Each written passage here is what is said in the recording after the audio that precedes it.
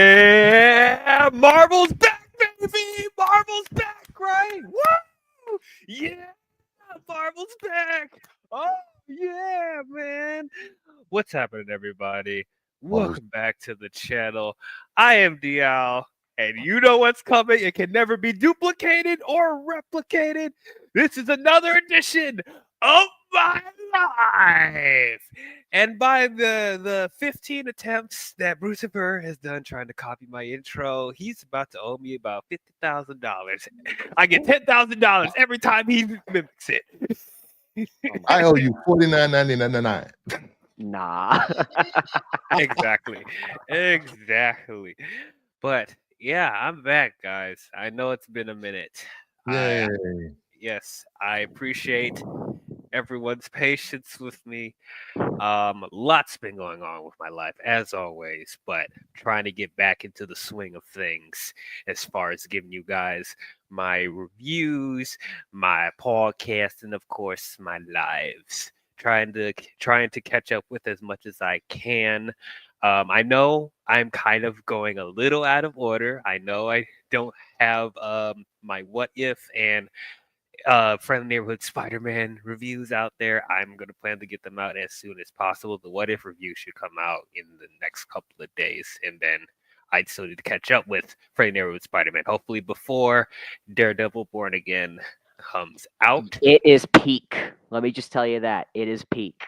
I heard a lot of good things about it, so I hope it lives up to the hype.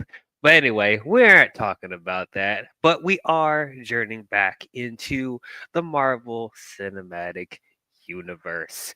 Those of you who don't know, I finally have put my review out there for Agatha all along.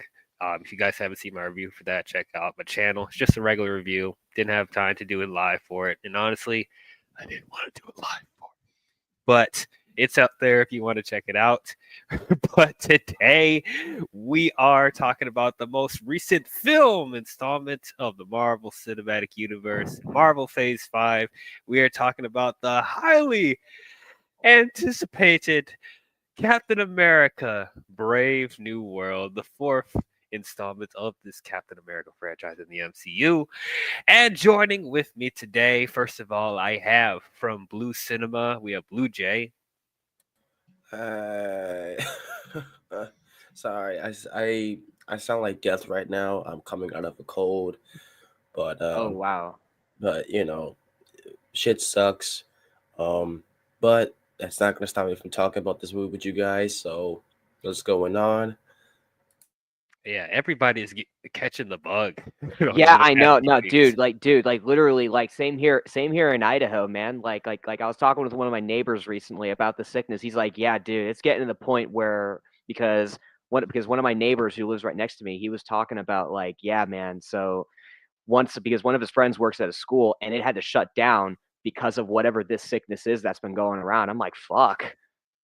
Yeah, it's pretty much. I was hit really hard with whatever flu it was like a couple weeks ago. I don't know Oh, where shit. that came from. Yeah, I'm doing okay now, but like Yeah. that was just absolutely nuts. Here's the weird thing about the sickness. It's lasting for a month with some people. Like because my mom actually got it very recently and it lasted for a freaking month. And that Jesus was Christ. yeah, no, it was fucking horrible. I'm Yeah. like, holy shit. Oh man, Yeah. I'm going through it for the whole week. measles is So making a comeback, and sooner or later, the bird flu is going to hop to humans. So, just saying. Oh god. saying. Great. Bruce for puts that out in the universe. God. Boom, killing. Let's go. Speaking of that, from the King of Nerds, we have Brucifer. Yeah, and this is DL's Law. Oh, sorry. Yep, now he owes me $60,000. You really want to get all that money going, huh? Oh yeah, give me some of that wedding funds anyway. Oh, Which congratulations on that, by the way, Dia. Oh, thank you very congrats. much. And I'm glad finally, you and Blue Jay are finally tying the knot. wait, Wow. what? it's a long time coming. Long time coming. And finally, we have Darkness Under the Wind. What's up? What's up? I got my Marvel pride going for this with my boy Deadpool, man. Gotta get that going. Peak MCU film of 2024, hands down. Best superhero movie of 2024, hands down. I don't care what anyone said. Okay, yeah, you're going away. You're walking away. I know. You're walking away. I know. Peak film 2024, Transformers 1. Well, that was a damn good film. True. I gotta admit, that was really good. But I'm talking about specifically superhero movie of 2024. True. Well, it's the only good superhero movie 2024. Oh, so yeah, wait. definitely. So wait, the best film of this year is not Emilia Perez? But that's a conversation for another time. Yeah, I know. But let us get into Captain America Brave New World. And as always, we have to remind the viewers out there, this is a spoiler-filled discussion. This movie came out this past weekend. Everybody's talking about it. We've heard all the opinions out there already. So if you have not seen Captain America Brave New World and you don't want to know anything about it, go see it in theaters. Come back to listen to the replay. You have been warned. Okay, so Phase 5. Oh boy. Oh my. Oh my. Oh my is right. Yeah. I don't want to regurgitate everything that we've been seeing so far, but let's just say that Phase 5 has been a rocky start, to say the least. Hey, Feige, do you mind explaining the MCU reboot plans yet? Because I think that's something a lot of people want to know. I think we want to know about the MCU reboot, the X-Men, and what's going to go on with them. Because I think that's what a lot of people are really anticipating at this point right now. They just want the saga to end. So can you explain that a little more, Kevin Feige? Because I think that'd be a really good idea. 2030. Cough. 2030. Oh God. 2030. Yeah, when they end this multiverse stuff, maybe we'll get into that. It hasn't even been a good multiverse story. No, we haven't seen different worlds. We haven't seen different iterations. This is the worst multiverse I've ever seen. And I've been reading comics for 40 years? God damn it. Yeah, it's been 35 years, damn it. Yeah, it's been nonsense for sure. Oh, God. This experiment that they're doing, it's not very good. Let's just hope when we get it in the DCU that hopefully they don't face the same mistakes as what Marvel's facing right now. Because if the DCU does this eventually, who knows what's going to happen when they try to do it? Hopefully they do it better, but at the same time, it's like, oof, who knows? Oh, DC has always done multiverse better. And who knows, man? Screw Marvel for sending Miles Morales back to the multiverse from the mainline Marvel comics, you bastards.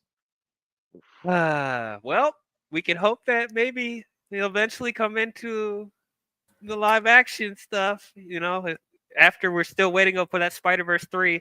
I don't know. I still want it. But yeah, the movies have been a mixed bag, to say the least. Deadpool and Wolverine came out not too long ago, and mid. It was Bruce Spurs was not a big fan, but I thought it was an enjoyable time. It definitely there's definitely some script issues with Deadpool and Wolverine. I would was there script?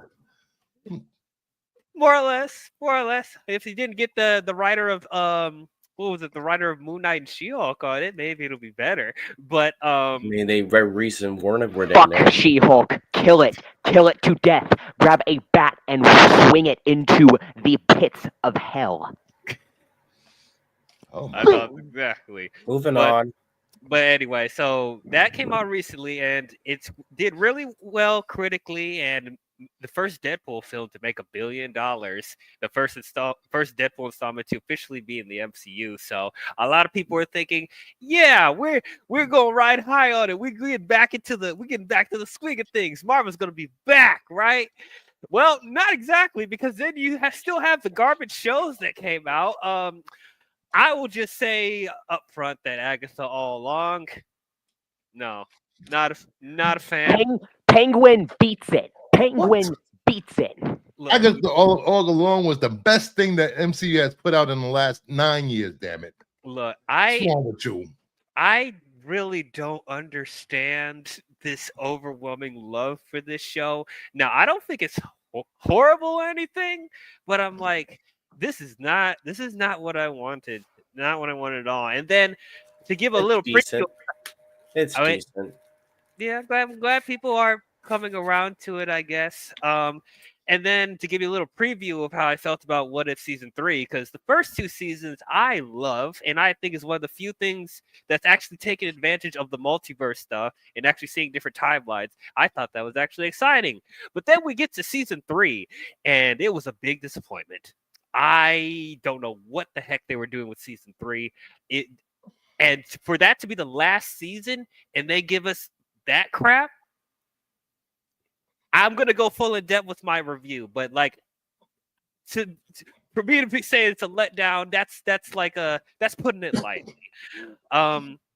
So with Captain America, The Penguin is the best thing to come out when it comes to the month of Agatha. The Penguin, 10 out of 10. Peak Batman universe, Matt Reeves. Give me more, man. I am hyped up for that. now, yeah, this is not a DC stream, but I had to throw it in there. I just had to throw it in yeah, there. I did think the Penguin was solid. Did I think it was one of the greatest shows I've ever seen? No, but I did think it was. I did think it was enjoyable, and I thought Colin Farrell's the Penguin was very good. It actually made me care about Penguin more by the time we get to the next Batman film. But I guess to ride that train a little bit, Creature Commandos, I really enjoyed, and I'm going to get my review out there too. But yeah, definitely gave me high hopes of what James Gunn has in store for us for the DCU. But anyway, back to Marvel. So Captain America. So I'm a fan of Anthony Mackie as Falcon. I think he's very entertaining. I think he's a good. He contributes a lot to the team. Of course, we know for people that have followed everything in the MCU, we know that at the end of Avengers Endgame, old Steve Rogers gave the shield to Sam. And so that was the start of him transitioning to become the new Captain America. And then we had the Falcon and Winter Soldier series on Disney Plus. That show I thought was okay. I enjoyed it. Could have done better to build. Hey, you lucky I didn't say it was trash because I easily. Oh, what is this? But Yeah, no, I will admit, Falcon and Winter Soldier wasn't trash, but like it definitely had its moments where I was like, oof. yeah. So they tried in that show to like to transition more of Sam Wilson turning into Captain America, and I honestly thought they could have done more with that, especially because that's such big shoes to fill after Steve Rogers, and it felt like Sam was going through the so much conflict going back and forth of whether or not he wants to take the shield. So I don't know. It almost felt like it was like thrown upon him. You know, something didn't fully feel natural with him taking on Shield as soon as he did. I'm not against it because I know in the comics he does turn to Captain America, but I just wish that the phases did a better job bringing him into this because it's Well, not. it's I don't think it's the writer's fault. They had no idea that what's his freaking name? Crap. Steve Rogers actor. Chris Evans. Chris Evans, one of the Chris's. They had no idea he was not going to come back to the MCU. You know, they had to hurry up and do something. They didn't have time to you're right, actually. You're right.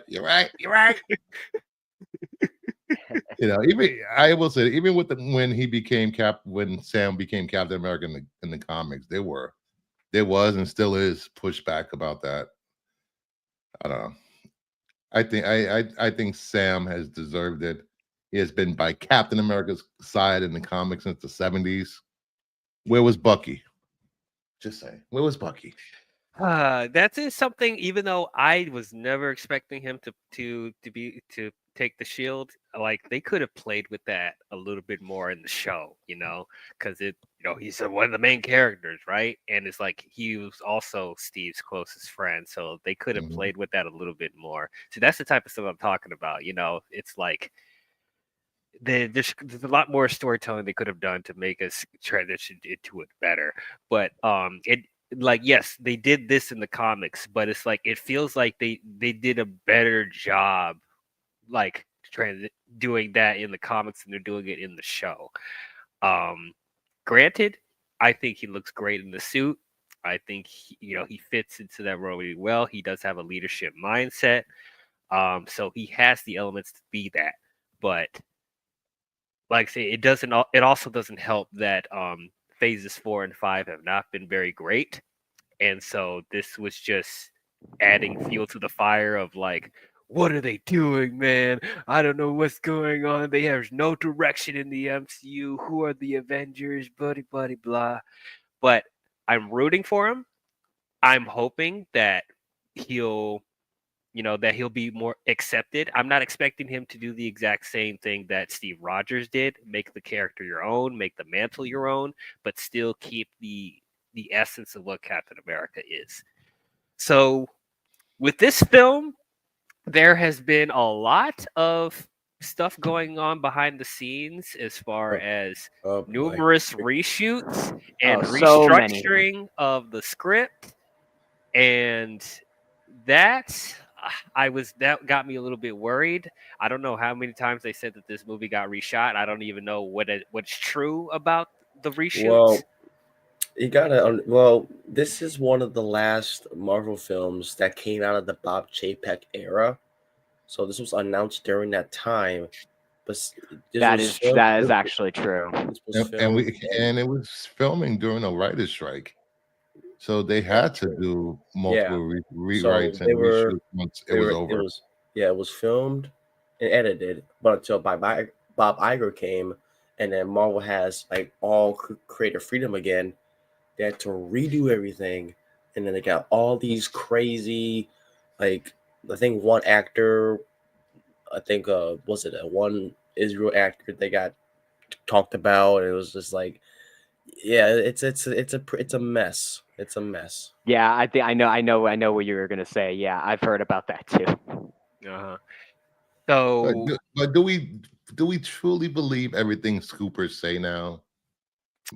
No. I take everything they say with a grain of salt, even if they're reliable. I'm just like, look, you've been right before. You're right a lot of the time, but you got to wait and see to see if you're actually telling the truth.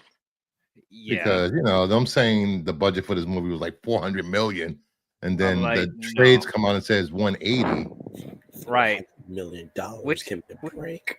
Which is $180 million, which is along the lines of the first two Captain America films. So I don't think it's like, I mean, no, it's still not a small budget, but for people thinking that like there's the reshoots like inflated it to that degree, like that seems 180 seems like the standard budget. If you look at this movie, it's very grounded. You don't get a lot of CGI until like late on in the movie. Right. I kind of agree. Definitely that falls in line. Now, of course we know that the late William Hurt passed away, and so of course they had to replace Thunderbolt Ross, because he's obviously playing a huge role in this movie. You guys know what I'm about to say. I'm just gonna get out the way. It's funny how they have no problems recasting Thunderbolt Ross, but they have problems recasting T'Challa. I'm just ding. I'm just saying. Maybe because he's black. The reboot's coming, so hey, they got to recast him there, man. The reboot, that's where you got to bring back T'Challa. Maybe because he's black. They don't have to. They don't want to. They can keep Shuri for like years if they want. Oh. They can, but is that best for business? I don't think so. Does it matter if she's in does it really matter if she's in another team? If she's in a team movie at that point? Well, not necessarily yes and no. But we could talk about that. When she joins the Avengers, everybody's going to go to the movie to see RDJ as Doom. Nobody cares about Black Panther or anybody else in that movie. They just want to see Doom in live action. Excuse me? What is this blasphemy I'm hearing? Black Panther, $1.3 billion film.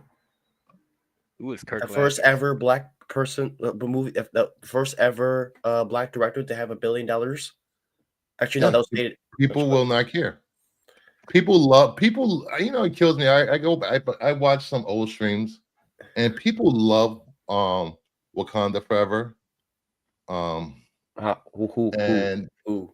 a lot of people did on their stream. Yeah, there were people that. And then it's like people want to for clicks and topics, they want to have buyer's remorse weeks and months later. Like, Buyer's okay. remorse.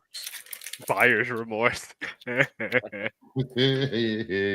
But anyway, so of It course, still made almost $1 billion with her as Black Panther. Just saying. yes, it made 800 million, but I think it was more on people were wondering how they were going to handle the story without T'Challa there. Yeah, but people knew it's not like it made it the first weekend. It was weeks and weeks of people going back to the theaters to see it. Yeah. But I don't know if they'll replicate that same success with the third film. We'll see, but I don't know. But anyway, so William Hurt played Thunderbolt Ross in Incredible Hulk and Civil War, Black Widow. I really enjoyed his Thunderbolt Ross. It's a shame that we lost him so soon. So of course they had to recast him because he's going to play a major factor in. Let's cast a even older actor. Yes, so they decided to get Harrison Ford, and one of the grumpiest celebrities of all time. Really? Yeah. I think Blake Lively is grumpier than him. Ooh, we ain't touching that. But but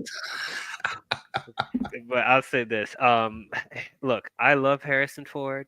I do, but as of late, I just feel like he's been put into roles where I think he's just a little too old for it.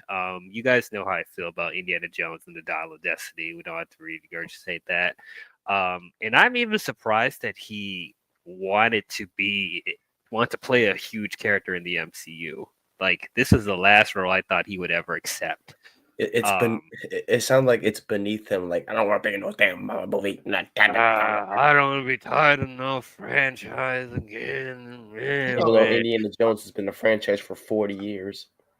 Well, I think to get his Indiana Jones movie made, he had to do Star Wars and he had to do this movie. You scratch my back, I scratch yours.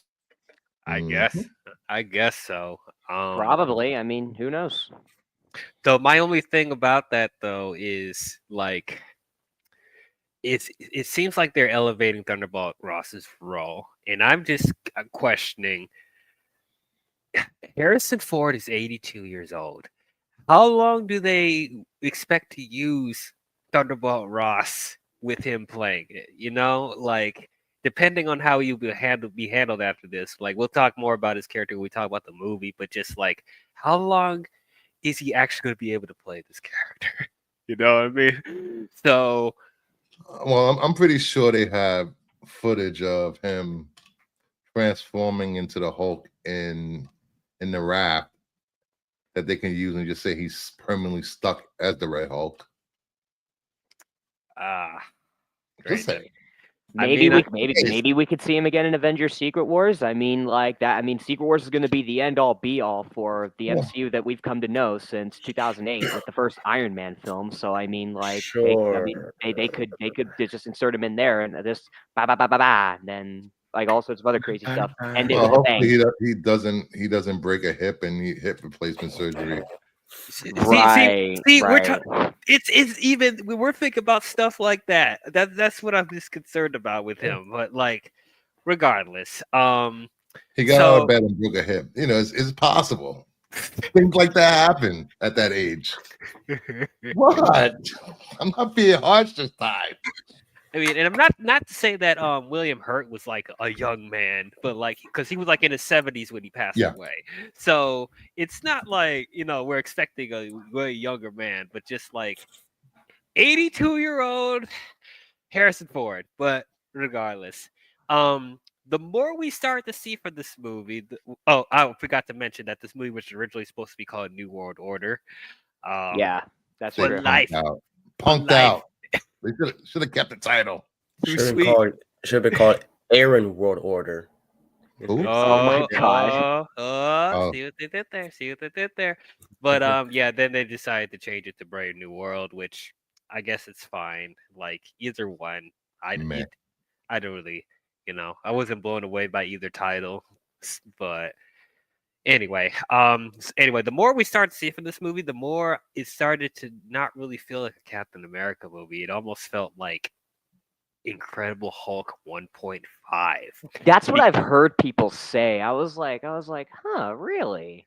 Because Yeah, like as I'm kind of watching it, I'm just like, this doesn't feel like an Incredible Hulk sequel. This feels like a combination of that and a Captain America Oh film. my god, That's how I dude, felt. please. I did that was once we get to the actual review, was driving me nuts throughout the entire movie.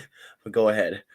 Yeah, so and also hearing that Tim Blake Nelson is returning as the leader, also adding to the fact that this feels more like a continuation of the Incredible Hulk.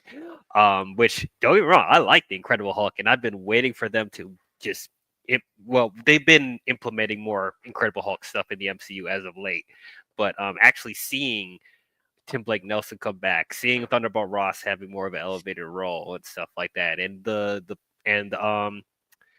rumors of Betty Ross also making an appearance in here too. So that stuff was cool. But I'm thinking, how is this going to elevate Sam Wilson as Captain America? We'll just have to wait and see. And then also seeing that they're going to address the giant celestial coming out of the earth, which is something that I've been screaming for them to address because it makes no sense. But hopefully all that will will be coherent, hopefully. So, seeing the reviews for this movie, right now it is at a 51% on Rotten Tomatoes. Which is How ridiculous. dare you? Yeah, How dare they? this is one of the lowest ratings for the MCU, and that really concerned me. I haven't seen reviews that low since Eternals and Captain Marvel. Well, on the audience rating anyway. I know it had a decent rating critic wise, but and then the Marvels I think the Marvels had a higher rating than that, didn't it? So like that really shocked me. So crossing my fingers, like hoping that it would be decent. I'm not Yes, the Marvel had a higher critic score than this movie with a which is 62. it's nuts. I was really hoping that it would carry the momentum of Deadpool and Wolverine. I was really I was thinking the same thing, man, because it's like going into this film, and I'm not gonna go too long on this because this is Dial stream, just for the record. I don't want to go fully off the rail here, but I just want to say this real quick that it's just like, look, going into this film, I was very nervous, and I kept saying that, you know what, coming off of Deadpool and Wolverine, this has to at least be really good. Same with Daredevil, Born Again, and Fantastic Four: First Steps. Yes. So heading into this film, I was very nervous because it's like there are so many things coming out left and right, reshoots, script rewrites, Seth Rollins getting cut out of the film. I was like, Oh, that oh too. my I forgot God. about that. Like, why did they Who? cut? It's a WWE superstar that they cut Yeah, I out. know. Okay, I don't know. okay, you do I know. don't need Yeah, a wrestler in whatever. my MCU. Sorry. It's all good. Any more wrestlers in MCU? Well, Yeah. they're starting to get really good now. You know, Yes, they're they starting to get Where? decent. Where? Dave Batista. That is true, Dave Batista. I knock at the cabin or knock on Oh, the cabin. here's another one. John Cena as Peacemaker in DC. Yeah. But did we really watch it for him, or did we watch it for Eagle E? No, we will. Don't you downplay John Cena in that show. What about The Rock as Black Adam? No. Oh, Yes, that was good. Okay, I get you. Oh, I'm just saying, Sasha Banks and The Mandalorian. she was I was about to say, dope. She was yeah. dope. She wasn't bad. She wasn't bad. She didn't talk. No, she had a couple lines. She had a couple lines. Yeah, she actually did talk a couple times. Feel the MCU wrestlers. We're not doing that, Mama Bear. No.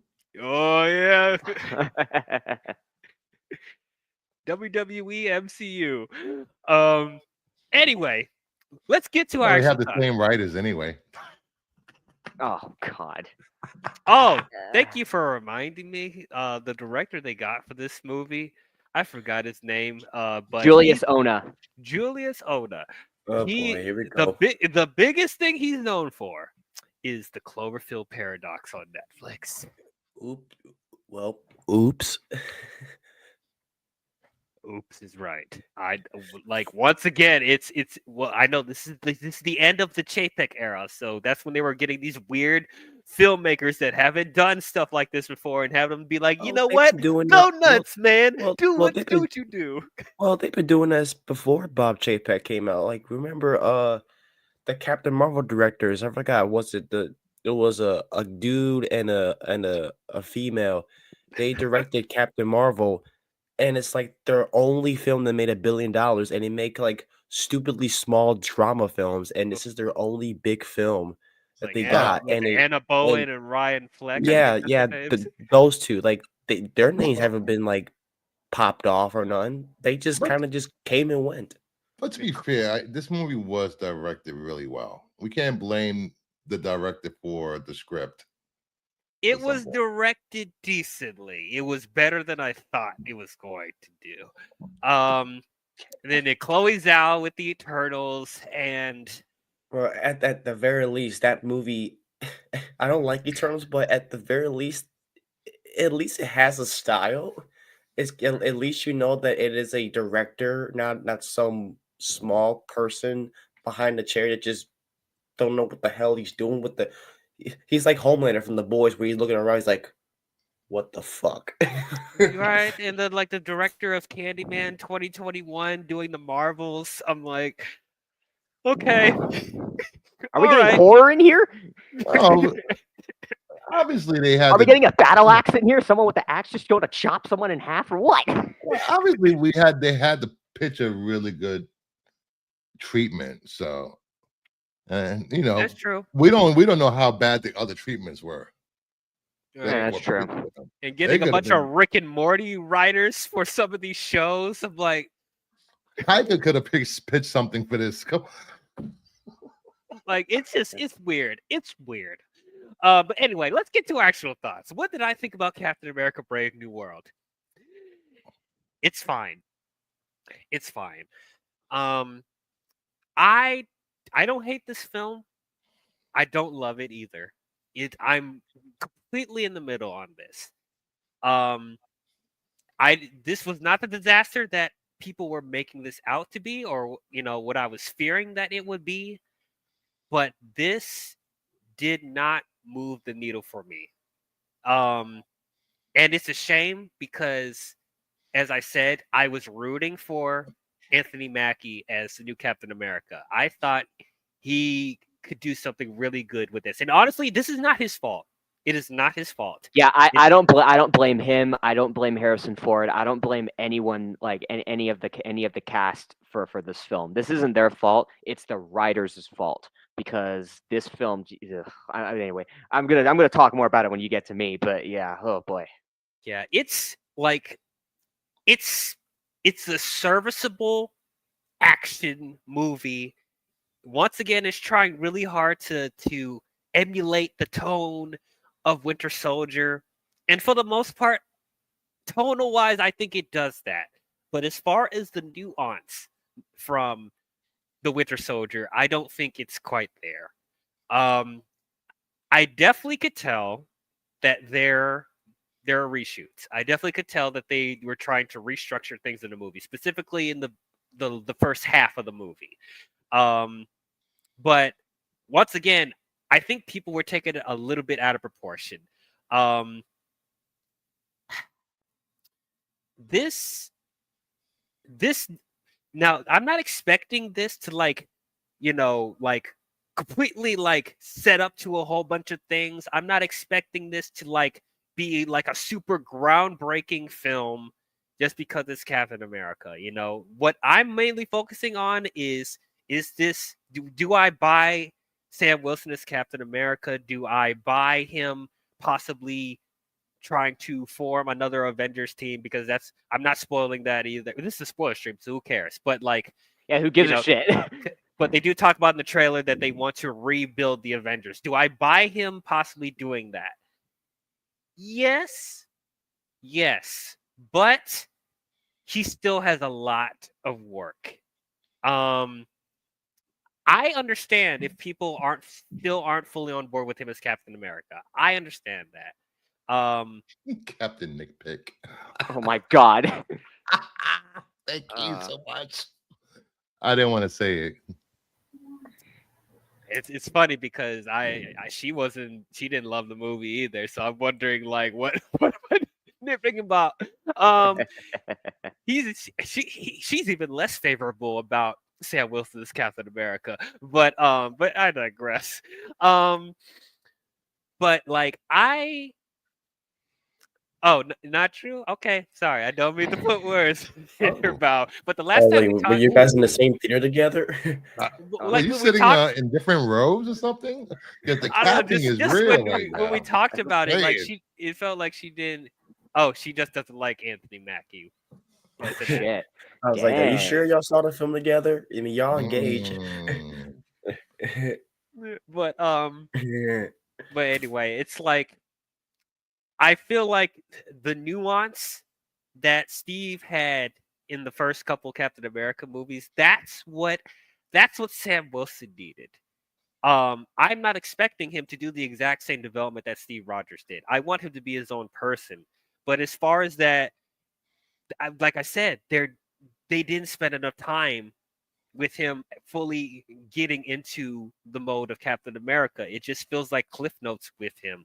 And it's like there wasn't enough moments for me where it's like I could see him being Captain America outside of him looking good in the suit and having a couple of good speeches here and there. Like what really made Captain America unique was, this is going to sound really cheesy, but it's the truth. It's his heart. It was him putting others before himself. It's him being noble. It's him having a good spirit. Not But to say, huh? I'm not going to interrupt you, but didn't it take like 3 movies for Chris Evans to be believable as Captain America for everyone? Not necessarily. And this is coming from someone like before the first Avenger came out, I didn't even give a crap about Captain America. I didn't care about him at all. Same here. But the first Avenger, the moment he came on, when we saw his development in the first Avenger, I was fully on board with him. He actually made me care about him as a character. And Really? once again, yes, it goes back to him being a noble character. It's about him having heart, him having a good spirit. Like he has a lot of elements that I like about Superman, for example. And I think Sam needed some of that, like he's a good person. He has a noble spirit, but it's just like he needed more tender, loving care. And I feel like this movie didn't give him enough of that because we're thrown into this stuff with Thunderbolt Ross, him becoming president, which once again, there's no build to that either. He's just president now. The last time we saw him, he was chasing after Black Widow. And then the next movie we see him, he's the president. I'm like, where did that come from? How did that happen? Like, that just felt thrown upon us. And then the other stuff with the leader coming in, trying to sabotage Thunderbolt Ross's presidency, and the stuff with now they want to introduce adamantium in this movie as well. And I'm just like, oh, okay, we're just gonna introduce adamantium here. All right. No build Well, up to that they either. had to after Chadwick's death. It was meant to be introduced in the second Black Panther movie. See, that they should have done that because Fumble. it feels like Fumbled. there's a lot of stuff just being thrown into this film without properly building, and so it's like if they're gonna rush this in the movie, how did they expect people to care? I don't know. I expected a lot more from this movie, but once again, I don't hate it. Like I had a good time watching it. There were some entertaining fight scenes. The performances aren't bad. It's just, you know, The Red Hulk fight was the best one. I love the Red Hulk stuff. I really did. I thought that was very entertaining. I actually I thought it was cool from the moment I saw it in the trailer, seeing Harrison Ford's face on a Red Hulk. I thought that was nuts. Let me ask you a question, DL. Do you Sure. think your lukewarm acceptance of this movie is because Sam Wilson isn't Steve Rogers? And we know who Sam Wilson is. We've seen him for a decade in movies. I don't think he's not going to change his personality and who he is as a person just because he picks up the shield. I don't, right? Well, not yeah, you have a point about that because for a while we have seen him as Falcon, and so we're used to him in a certain way. Like but at the same time, it's like if he's to take on the mantle of Captain America is a big deal, like for you to take on that mantle, there has to be. I personally feel, and I think a lot of people feel like there should be certain growth that Sam should go through if he's going to be Captain America, because let me ask, did you ever when they killed Steve Rogers in the comics and Bucky took over as Captain America for a little while and he was killing people as Captain America, people didn't have a problem with that. But as soon as Sam picked up the shield, oh no. But Captain America can kill, but that's I'm just saying. Well, you know how I feel about the no killing stuff. I really don't care. I don't Captain care America, about that. no killing. Like when was that established? Because he fought in World War II. So what do you mean he hasn't killed That was people? propaganda stuff. I It's a guess. different time and everybody killed everyone. But he came back in the 60s when everything was happy-go-lucky in Marvel. It's like, once again, I don't want to make this a DC stream, but this is exactly what I was thinking about with this with Sam being Captain America. It's like Batman Beyond, for example. A lot of people only see Bruce Wayne as Batman, and a lot of people feel like somebody else coming into a mantle, or because Brucifer really wants Dick Grayson to be Batman in the DCU. We could put that out there too. Happen. You know what? You know what? And I kind of agree with Brucifer on that part because it's like Nightwing as Batman. I mean, one of the things that's taken inspiration in the DCU is a Batman and Robin, Batman Reborn comic. I'm looking at it right now. It's a comic where Bruce Wayne dies and Nightwing takes over. And that is a comic that James Gunn did say previously is going to be taking inspiration from in the DCU. And people don't listen. And I have a theory about this. I don't want to get. I know this is a Marvel stream. I'm trying not to get too much into it, but like the moment you said that, I had to kind of nerd out on it. One of the things about the DCU Batman, I have a theory on this, is that the picture that we see when James Gunn announces Batman Brave and the Bold in the announcement video he made back in January of 2023, it's of Damian and it's him about to kill Dick Grayson as Batman. Yeah. What if they're foretelling right there that that's part of our plan. We're gonna have Bruce pass the mantle to Dick Grayson, and we're gonna have this storyline of Damian not accepting Dick as Batman, and that's gonna lead to a bit of a falling out. And I wouldn't put it past James Gunn to to experiment with that. I just feel like he won't do that right away. I think that's something. Not right away. Build. He's gonna build that up to the end of this first saga of the DCU. Mark my words. If that's gonna happen, it's gonna happen in the end of this first saga. I think him putting Dick as Batman is a way to keep the Batman separate from Bruce over here, Dick's over here. That's an origin story. Dick Grayson is current times. But to the point where I was trying to get with that, and like Batman Beyond, for example, and what I was hoping that I would see more of with Sam Wilson as Captain America is that it's clear that Terry McGinnis is not the same as Bruce Wayne when it comes to taking on the mantle. He's Batman in a different way, but still keeping the essence of who Batman is. He has a little bit of Peter Parker in him, if you think about it, with Terry McGinnis, with some of his quips being like, it looks like someone wanted to do something here. Like that's something like Peter Parker would do. He's got some of that. So what Terry McGinnis added to the Batman mantle made it unique to him, and also was unique to the new circumstances that Bruce Wayne is. Bruce Wayne can't really do like it.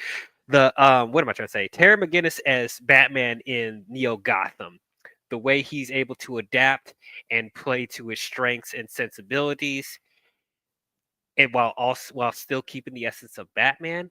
That's what I wanted Sam Wilson to do as Captain America. I wanted him to make the mantle his own and play to his strengths and sensibilities while also still keeping the essence of what Captain America is. I'm not saying that he doesn't do it at all, but we could have had more with that. We could have had more. But anyway, that's my my whole ramble about that. We can get into details when we actually start talking about the movie. But I want to get to you, Bruce, first, since you said you don't have a lot of time. Yes. So please tell us, what are your general thoughts on Captain America: Brave New World? Well, my general thoughts on Brave New World is it's one of the better movies in the last couple of years. There was some really heartfelt moments in that movie with Cap and Isaiah, and then we had some funny parts with Falcon and Cap. And I think I didn't have a problem with the writing. I thought the writing was pretty good. I thought it was written well. I actually liked this movie more than Deadpool and Wolverine. It had better writing than Deadpool and Wolverine. Just saying. Oh my god! It really did. Deadpool and Wolverine was just a cameo porn fest. I mean, that's all it was. There was no I story. mean, what else do you It was expect from horrible. Deadpool? Horrible cameos, and they spent way too much time in that wasteland in that movie. But I digress. Move Captain on. America, Brave New World. It showed that someone else can be Captain America besides Steve Rogers. And Steve Rogers and Sam Wilson are two different people, so you're gonna get two different versions of Captain America. And Steve Rogers didn't have to deal with what Sam Wilson is dealing with in that world as a black superhero taking over the mantle from a white superhero. So I thought the action scenes were great. You could tell they did the choreography for me in my head that he's not a super soldier. He's just a regular human. He's not a drug addicted Captain America like Steve Rogers. But it was. I thought it was a really good movie. I thought it didn't deserve the scores and the harshness and the overreactions from people, especially people that never saw the movie and overreacting to this is not my Captain America, blah blah blah. The same crowds. Who cares? But I'm going to actually go see this movie again tomorrow. So, yay! Okay, cool. All right, let us get to Blue Jay. What is your overall thoughts on Brave New World? I liked it. I like it. I like it fine. I'm on the same page as UDL. As a I liked it, but I have some thoughts. Like I'm kind of a little bit on the split side of things. As a Captain America film, it's not great. But it's not horrible either. But as a Marvel film, it's a little bit better than most of the of the better than most of the other Marvel projects out there. I appreciate that. It feels like it's been years since we had a grounded, quote unquote grounded MCU film. Exactly. Yeah, Jay. I Yeah. appreciate them going for like a more political angle, kind of like a political thriller, kind of like Winter Soldier in a way. Winter Soldier is my favorite Captain America film and one of my favorite MCU films in general. Um, but something about it is like it's like, look, I know there's people in the chat want to be wet blankets is like trying to correct me and stuff like, actually, like, look, doesn't mean I can still criticize. It's like, why are we having Hulk villains in a Hulk characters in a Captain America film? Which I don't have a problem with them in the movie in general.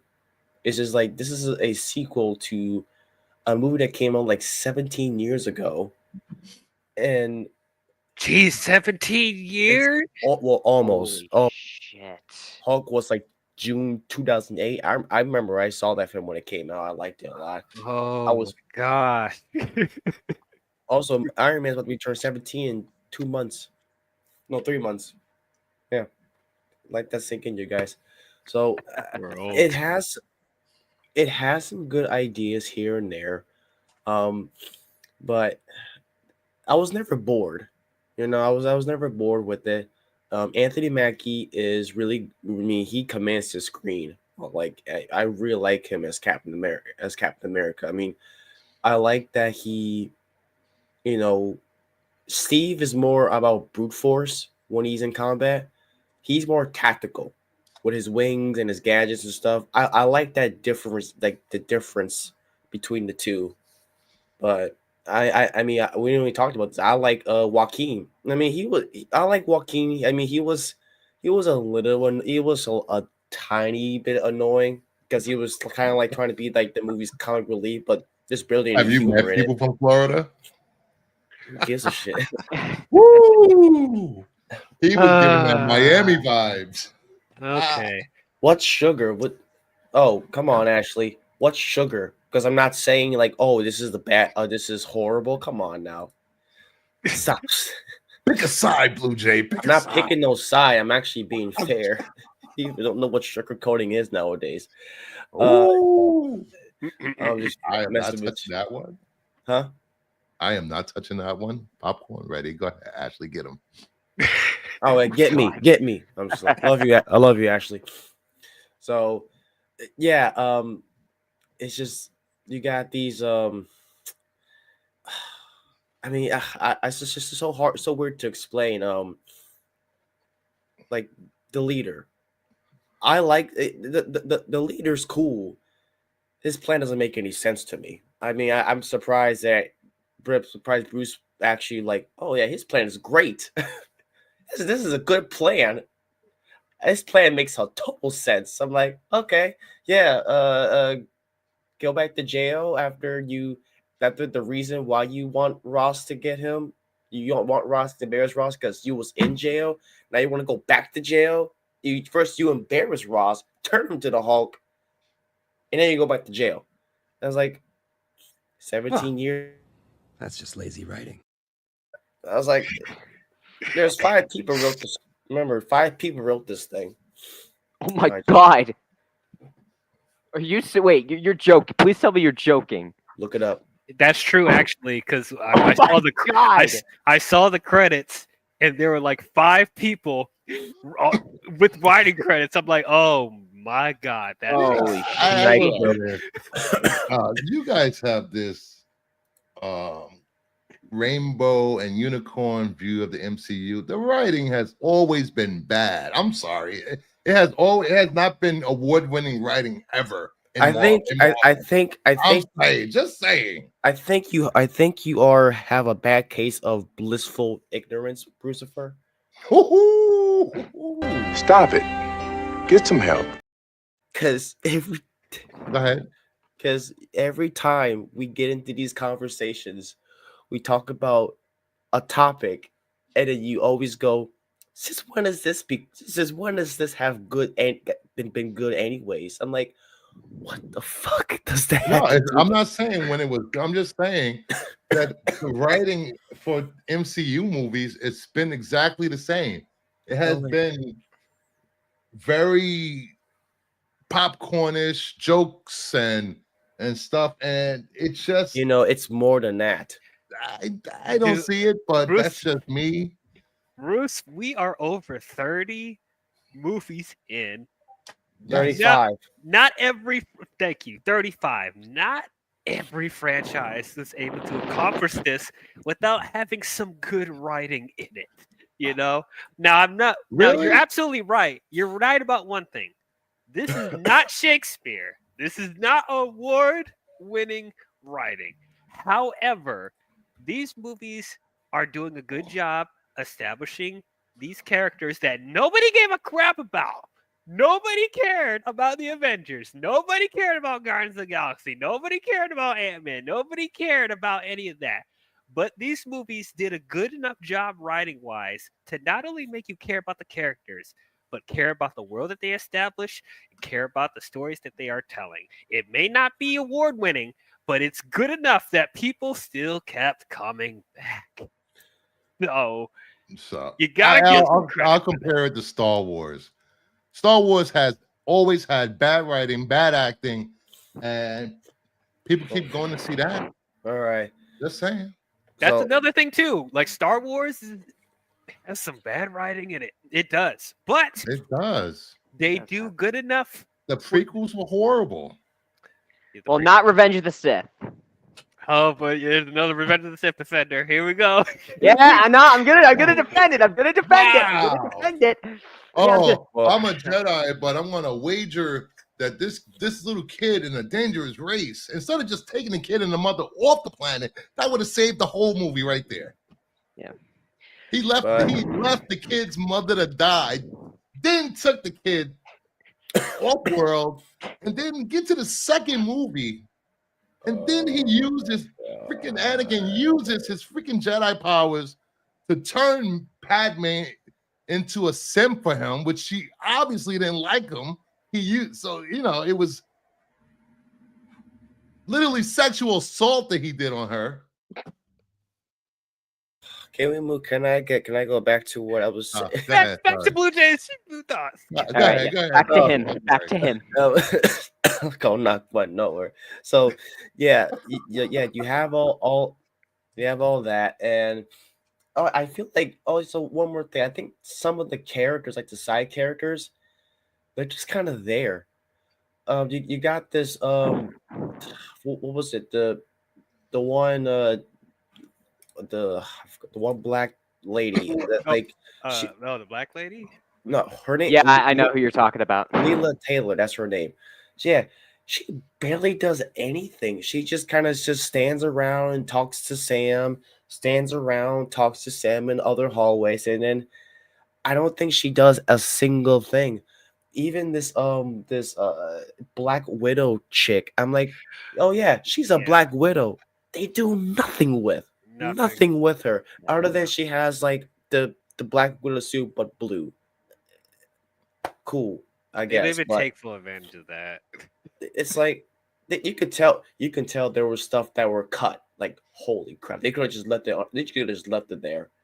But all in all, I mean, I still enjoyed it. I don't know. It's a very, it's almost like a Captain America film with an identity crisis. You know what I mean? Mhm. But hey, I feel like you know what? Come to think of it, I feel like this film would have been. I've always think of a different director. What if this film was directed by Brad Bird? I was thinking Brad Bird. Brad Bird, I think, would do a solid job. I mean, think he's been in Disney forever. I mean, he's done live action before. yes, though I would say the reason why I'm not like over the moon about it, because yes, he did some really good stuff like Mission Impossible Ghost Protocol. He also did Tomorrowland. Yeah, I mean, but I think he would still do a want better him to do- job than this director, though. I'll say that. I still want him to do more like. Well, I like him to do animation, but I like him to do either or because it's it's Brad Bird. You can't do no wrong with him. But anyway, last but not least, Darkness Under the Wind. Give us your thoughts, man. Okay. Heading into this film, So first things first. If I sound really loud, I apologize for that. It's these new earbuds that I got recently, so if I sound super loud, I apologize. So, heading into this film, I didn't know what to expect. I didn't know what I was going to get with this film. I was just like, I'm going to go in. This has to at least be really good, not like a masterpiece level or anything, just really good. So I head into this film. I'm watching this movie, and by the way, first things first, a lot of people are kind of forgetting to talk about this. I remember this. The intro to this film, they took out the iconic Marvel Studios thing. I'm just like, why? Yeah, no Marvel Studios fanfare, and I'm like, okay. Yeah, that was very weird. I will never understand that because as I'm watching this movie, I'm like, nothing that's super big like really makes this different from anything else. Why would you take it out? So there's that. Then fast forward, we get into the first act of this film, and as I'm kind of watching this, I'm like, okay. And then we get to Ross, the assassination, and Isaiah being brainwashed. I was like, oh wow, okay. So I'm liking it. Then we get to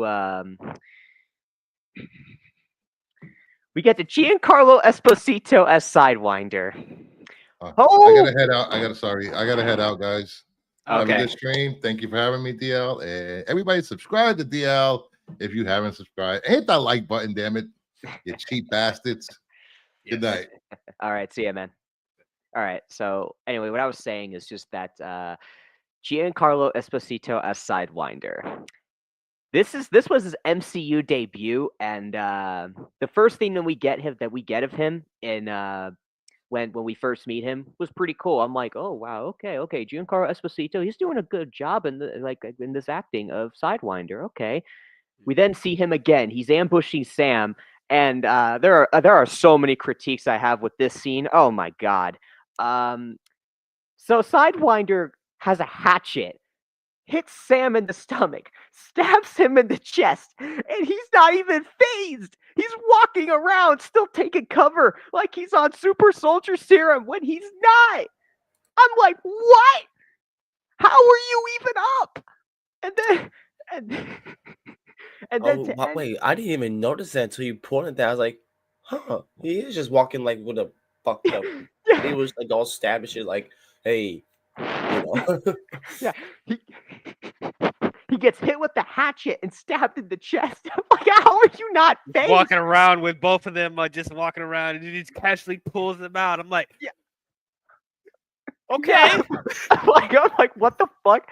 Then on top of that, Sidewinder gets beaten in the second scene that we get of him in this movie with the Gunther drop kick. Just and fucking Gunther style. He gets beaten by a Gunther drop kick in WWE terms anyway, for those of you that are into wrestling. By a Gunther drop kick. The man gets beat. I'm like, how? What? That's how you introduce a character like him? Someone like Giancarlo Esposito? Someone who played one of the most iconic villains in Star Wars as in the form of Moff Gideon and played a really like oh my god, interesting character from the Boys franchise as Stan Edgar. You're introducing him in the MCU, and this is how you make him debut? In the second scene, he gets beaten by Sam Wilson. It's not even like an actual real fight. It's Sam Wilson as Sam Wilson, not in the suit. So what? Why? Why debut him like that? And he gets beaten by a Gunther drop kick. Why? I bet a lot of people should have. I'm sure a lot of people are saying, "Man, we should have had him as Professor X, man." And blah, blah, blah. Oh. Yeah, that's the whole thing. I mean, I like seeing him in the movie. I think he from the trailers, he looked like a badass with the rocking the AK with the shades and stuff. I thought he looked cool. I just think he was underutilized. I think they had way too many villains. Like you got Red Hulk, you got Leader, then you got him. And it's like I get they're trying to tie things around. You just forget that. Oops, I think you just forget they're in the movie. I was like, oh yeah, John Carl's in the movie. I was like, oh yeah. Yeah, which I do want to address this address this real quick because we did talk about this earlier, which ties into what you guys were just talking about. Did you guys like this movie having lots of ties with connections in the Incredible Hulk? I personally, as I said earlier, because I like the Incredible Hulk a lot, and it felt like they forgot about it for the past few years. But like recently, they've been trying to add more elements from the Incredible Hulk, which is what I like. The problem is with this movie, the Incredible Hulk stuff that they added feels undercooked, and at the same time, it's not really adding anything to Sam Wilson's development as Captain America. And I feel like right now that is more important than the Incredible Hulk stuff being added. And it doesn't make any sense because, like I said, why do you have like? I don't mind having Hulk characters in a Captain America film. Why the hell is Bruce not here? If you can if you can have Hulk in Thor Ragnarok, and then you have all these other Hulk characters, including Liv Tyler, why the hell not? Just call Captain America Brave New World and just have Hulk on the poster. That'll make billions. Like, what? Come on. Like, Hulk versus Red Hulk? I mean, that would have that would have been awesome. Hulk versus Red Hulk. But I like the Falcon. I like him, Sam versus Red Hulk. That's a cool fight. Like a human and I agree. And a Hulk. But it would have made sense to actually. Yes, I know Smart Hulk. Who the fuck cares? At least you have Bruce. At least you have Bruce to let him figure out what the hell's going on with Sam. They can work together. That would have been awesome. That would have been like, yeah, you got a unique dynamic with Sam and Bruce, and then you got the leader, Red Hulk. Best of both worlds. What the hell they thinking? My only thing with that though, and like Ashley did bring this up in the chat, because even though yes, we would love to have Mark Ruffalo in this movie, and hopefully get back to the Savage Hulk that we wanted, but I feel like at that point, it's not a Captain America movie anymore. True. It's not. Like he would overshadow Captain America's development. He's already having a hard time with that as it is with all the other Hulk elements. So adding Mark Ruffalo in here, on top of the fact that Thunderbolt Ross is in here and Betty's here and the leader is back, like I said, it's just gonna feel more like Hulk 2 than Captain America 4. So they could have just say, hey, let's get. I mean, does Universal still owns the rights to this? Because I'm shocked because shouldn't the rights be reverted back since they haven't made a film in 17 years, or it's just distribution? I've been hearing that a lot. It's complicated because I think I heard that like the rights did revert back to Marvel, but I think there's still a weird thing going on with distribution for some reason. I have to look specifically. It's very strange. Right. Also, Ashley, I love that. Love it, Dr. Sugar. Yeah, I want to sound. I want to go back and see how my voice sounded because I'm just like this. This cold sucks. Oh yeah, believe me, man. I know a lot. I know, man. A lot of people have been getting it, man. I know that for a fact. It's been getting whatever's been going around. Like my new name, Ashley, in my little profile. I like it, Dr. Sugar. Dr. Sugar. Yeah. But anyways, what I was saying about Captain America: Brave New World, that's one issue I have with the film with Giancarlo Esposito, Sidewinder. Then we get to freaking Harrison Ford before that, because Isaiah tried to assassinate him. He doesn't want Sam Wilson or Joaquin anywhere near him or anything, or try to get involved in the investigation of trying to figure out what the hell's going on. The whole time, I remember there are many scenes he just out of the blue. I don't know if a lot of people catch this, but there are times where he changes his mind. He's like, "Where are they? Why aren't they here? Why are they here? They shouldn't be here. Why aren't they here?" Like he kept doing that a few times. I'm like, "Do you fucking want them here or not? Like, what do you want?" So that's another freaking issue. Which, by the way, Harrison Ford's performance as Thaddeus Ross, I didn't hate. I thought it was actually pretty damn good. I gotta say, Anthony Mackie as Sam Wilson, he absolutely nails it in the role. He definitely is Captain America, and I do appreciate in this film that we do get a little more character growth with him.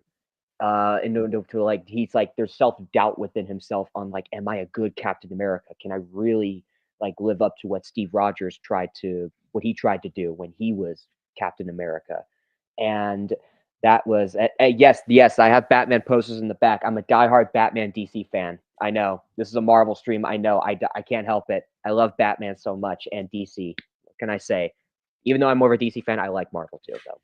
But anyways, what I was saying though. Okay, so one of the things about that I liked about it was that character growth and Sebastian Stan making that brief cameo as Bucky. That was cool as well. And him being like, well, Steve chose you for a reason, and him kind of like assuring him that like you are meant to be Captain America. That was also pretty cool. And this kind of tying in with the Thunderbolts film as well, because I'm standing by this. I do think that this is tying into Thunderbolts because Bucky's heading out to go somewhere, and it's going to be at that press hearing or whatever that we see happen in the Thunderbolts trailer in that one shot. So that's what I think is going to happen. And I kind of like that connectivity. I was like, okay, they're kind of connecting Thunderbolts with this film a little bit, setting it up. So okay, that's The cool. more I see Thunderbolts, I was skeptical at first, but the more I see those trailers, I'm like, okay, I'm on board with it. It actually looks like I've said before. I don't know if I said it on the channel or not, but it's like, yeah. At first, when I saw the first like trailer, so I was like, yeah, this is okay. I guess it's Suicide Squad for Marvel, whatever. But the more I started to see the trailer, the more trailers I saw, and especially after that Super Bowl trailer, I'm actually looking forward to watching it. Like this, honestly, I think the Thunderbolts marketing has been better than the Captain America marketing. Like Bro, hold on. Where's my hot take? Where's my hot take? Oh, I said it. Like it feels like Thunderbolts is more sure of itself. Like it knows more what it wants to be. And just like the dynamics I'm seeing with the Thunderbolts so far, it looks fun. It looks, I did not- like. Oh, you go ahead. like I said, I'm not expecting. Once again, I'm not expecting this to be like one of the best things in the MCU, but it's just like Right. it doesn't. It feels like it's not going through as much of a difficult time as it did with Captain America. The one thing that got me a little bit more excited because I looked up one of the writers. One of the writers, he did Transformers 1. I'm already on board. I'm already on board. I was like, dude, okay. Oh thank God, we're good. Yeah, we gonna be good. We gonna be good. All Please. right. I mean, we got 3 writers, but please, just at least you got one of them that got sauce. Yes. Right. Yes, absolutely. Yeah. But anyways, I do want to get through the rest of this film with everything I gotta say. I know. I take a long time. I'm trying to rush through it a little bit. So then we get to oh boy, the leader's design. Oh my God, I hate that design. I don't know what the hell. This? What is this? Oh God. Now, okay. I can understand if this design was like, oh, this is what happened immediately after the events of the Incredible Hulk film, and it's like mutating into the head of the leader. Then I'd be like, okay, but it's like, it looks like that. Like what that, why? So It's like yeah, Brainiac. Yeah, I'm like, this is it's 17 years after the events of the Incredible Hulk around that time, 16 years after, and he looks like that. Now, for people that don't know, there was leaked promo images of the original leader's design. And this one looks so much better. Yeah, I think this design is a lot better. Like, I know there's some people that may think this is a little more goofier than the one we gotten, and like they think, they say this is for what I hear. They like, some people like the design because it feels more realistic. Um, I I don't look the design itself. I don't hate, but like for the leader, I don't know. It feels odd, especially coming off of how it looked like his head was going to morph at the end of the Incredible Hulk. It looked like it was going to lead more towards this, and also they made Funko Pops for this too. Like so that was going to be his original design. So it's like I don't I don't know. I mean, I guess they thought that they thought this would look a little goofier, so they wanted to go back to the drawing I mean, board. they've done goofy shit before. What makes them think, oh yeah, we don't want a green Megamind? I mean, it's like I don't think this is any worse than MODOK in Quantumania. Oh, Modoc. I know this is some people that make comparisons to Hector Hammond in the 2011 Green Lantern movie, but like, Oh God. so it's like I guess they wanted to avoid that as much as possible. Um, there could have even been a middle ground. Like, if they want to have more of the brain design, like they could have at least made his head a little bit bigger while having that brain design to at least show that his head got bigger. There could have been a middle ground with that, but I don't know. It was weird. It was weird. I know, Tim Blake Nelson. I thought his performance overall, I thought was really good. I like the Oh yeah, voice. his performance was great. It's just the design for the leader, and plus, here's another thing I forgot I want to mention about the leader.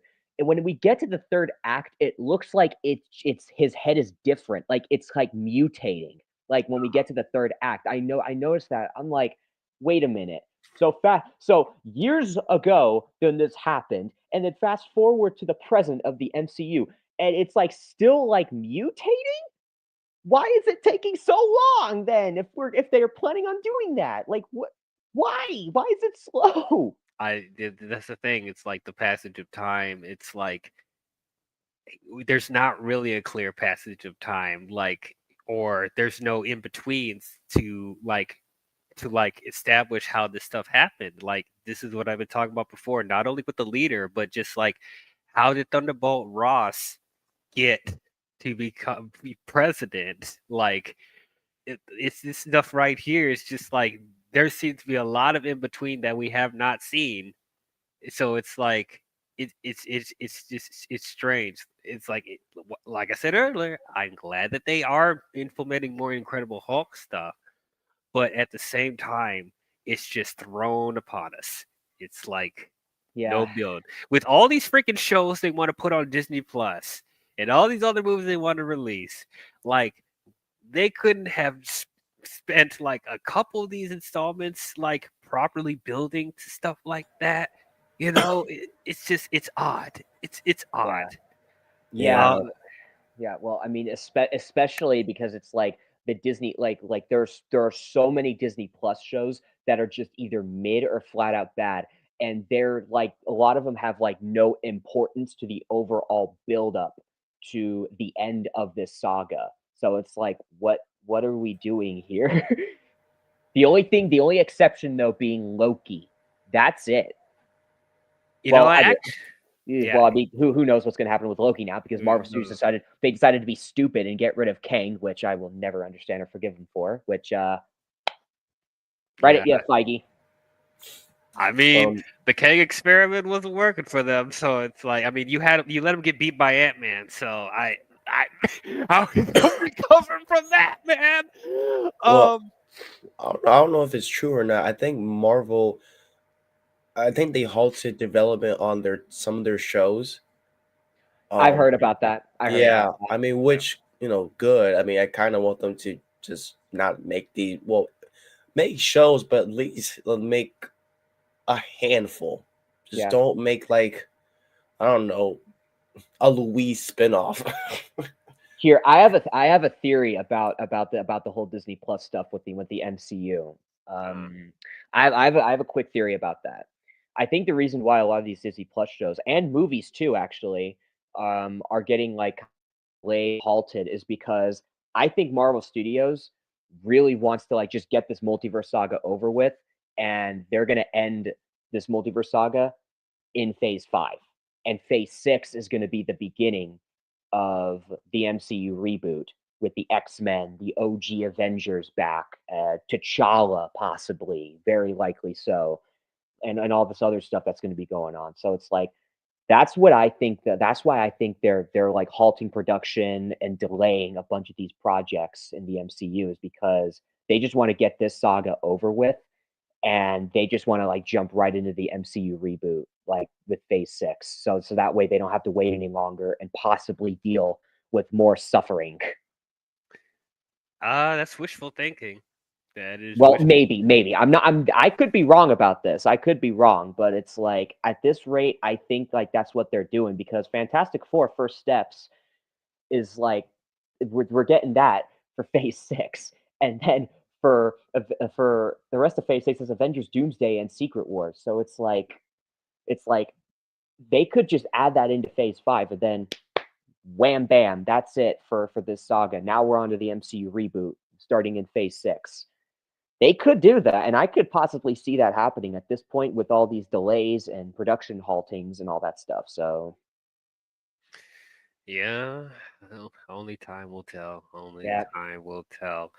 Honestly, I think I've come to a conclusion with these shows, and sorry for people that have been enjoying the shows, but like after watching most all of them, like I feel like the shows, and especially after watching this movie as well, because I feel like the shows are causing more issues plot wise than the movies, because like it almost feels like the stuff that they're trying to establish in the shows, the stuff they're trying to establish that's trying to connect to the movies, is causing more plot holes than if you just watch the movies themselves, with the exception of stuff like maybe like Loki or Miss Marvel and stuff like that. But it's just like these shows like aren't fully impacting well, and also there's weird stuff with WandaVision and going into No Way Home, going into Doctor Strange too. That was kind of right, weird. right. But That is true. but like stuff like Secret Invasion, for example, causing more plot holes than they need to.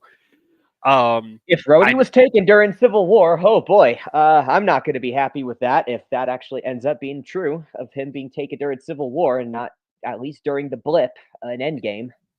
yeah, it's just like other stuff like Falcon and Winter Soldier, like it could have done more with that. But honestly, like Yeah, they really could have. yeah, honestly, if you just watched the end of Endgame and then went in and watched Brave New World, I feel like it wouldn't impact it too much. I know that's probably a hot take Right. for people, No, but like, I actually agree with you on that because it's like I didn't really feel a whole lot of like, oh, this from after the events of Falcon and the Winter Soldier, and we see like we get a reference as to like what happened in the show. We don't get that at all in this film, not once. no, The and only this, thing we get is like, oh, like Bucky and Sam know each other in that one cameo of Bucky showing up in this movie. That's it. No reference to Zemo. We get nothing about Sharon and her plan or whatever that was set up in the end of Falcon and Winter Soldier to sell more super soldier serum out in the streets and all right, that. So I mean, and Zemo planning from his cell that we got because he was like he was still making moves from what we could tell in the end of Falcon and the Winter Soldier, but nothing really happened after that. It's like, what the fuck? You're just going to abandon that? And then we don't get a reference to that or anything as to like in this show or anything. So there's no connectivity between Falcon and the Winter Soldier and this film. So hmm And whatever stuff they do reference from the show, like for example, Isaiah from Falcon Winter Soldier is in this, but That's like, true. That is true. but they pretty much bring you up to speed on who he is and what's going on with him. Like, there's Yeah. a lot of exposition in this movie too. Like Lily just like telling us this is this person and this is what happened to him in this circumstance and this is why they're doing this. There's a lot of that in the beginning of the movie, which is why I felt the reshoots as well, because it felt like they needed to what from with the other stuff I heard about the controversy with this movie is that they had test screenings and a lot of people were complaining that they didn't feel they weren't understanding what was going on if you didn't watch stuff from Disney Plus. And so it felt like they were trying to crowbar in some exposition of characters or elements that happen in the shows for people that haven't watched them. So like I said, this experiment they're doing with Disney Plus is just so weird. It's so strange. I will say Isaiah was really good in this movie. He was. He really was. Like he was one of the few supporting characters in this show that actually like You mean actually you mean movie? or the movie. Gosh darn it. Yeah. One of the few things in this movie that actually had like emotional resonances and like actually felt important to the plot. Um and yeah, it's like I really liked his performance. I mean, I thought he was pretty good in the Falcon Winter Soldier. But He yeah, was. this actually added on top of it and actually saw more layers to him. So that was good. Yeah, absolutely. Absolutely. And but and I kind of take it. I know I kind of take it forever with what I thought about the movie. I know, but another thing I wanted to mention real quick. Oh man, oh man, there are certain fight scenes in this film I did not like because there were some moments where Sam looked weak. And I'm like, when it comes to like his fighting in some scenes, I was like, dude, what the hell? You're Captain America. I know you don't have super soldier serum, but you're Captain America. I mean, that's the thing because like there's this whole debate about whether or not Sam should have took the serum or not. Um, and one of the few things I did think was interesting in Falcon and Winter Soldier because they do address that a little bit. That with U.S. Agent, for example, he took the Super Soldier Serum, and he originally Yeah. was supposed to be the replacement for Captain America, but they made an emphasis to show that there was a reason why they chose Steve Rogers specifically and not any other soldier out there is because we see for certain people, including Isaiah, when they take the super soldier serum, it changes them psychologically. It turns them crazy. It makes them more aggressive.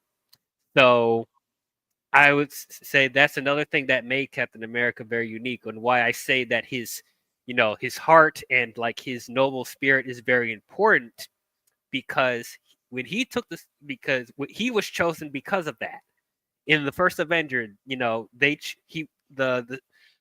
Stanley Tucci's character, the scientist, wanted to choose him specifically, even though he could have easily chose the other soldiers that are bigger than him and stronger than him. But he knew that he was the right person to take that serum because they knew that he had that noble heart and spirit to him, so he wouldn't change as a person. And that's exactly, and you see the antithesis of that when U.S. Agent took that serum in Falcon and Winter Soldier. And so there's that whole thing of where like Sam was kind of in a dilemma of like whether or not he should have taken it as well.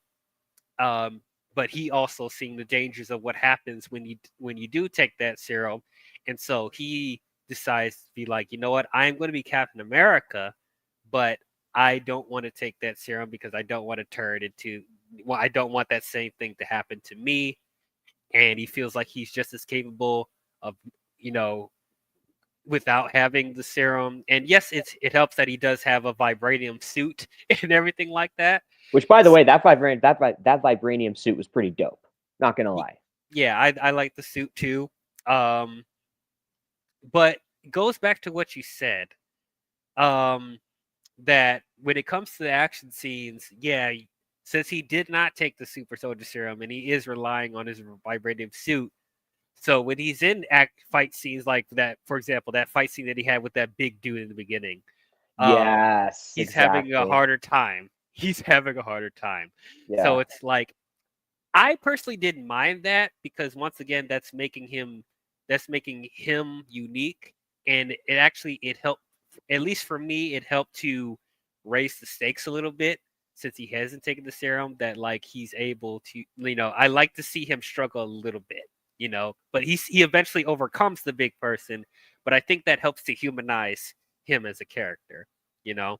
Yeah, that makes sense. That makes sense. It's just when it comes to like the fight scene in general, it just kind of looked like a little weird. Like, oh yeah, it looked kind of weird. It was just like yeah, he looks kind of weak. I mean, obviously he didn't take the super soldier serum, which I got to go back to what I said about that fight between him and Sidewinder when he gets ambushed. He gets the hatchet and the gut knife to the chest. I'm like, what? Now it's How? it's stuff like that where I'm like, okay, wait a minute, because like, I mean, sure, we can.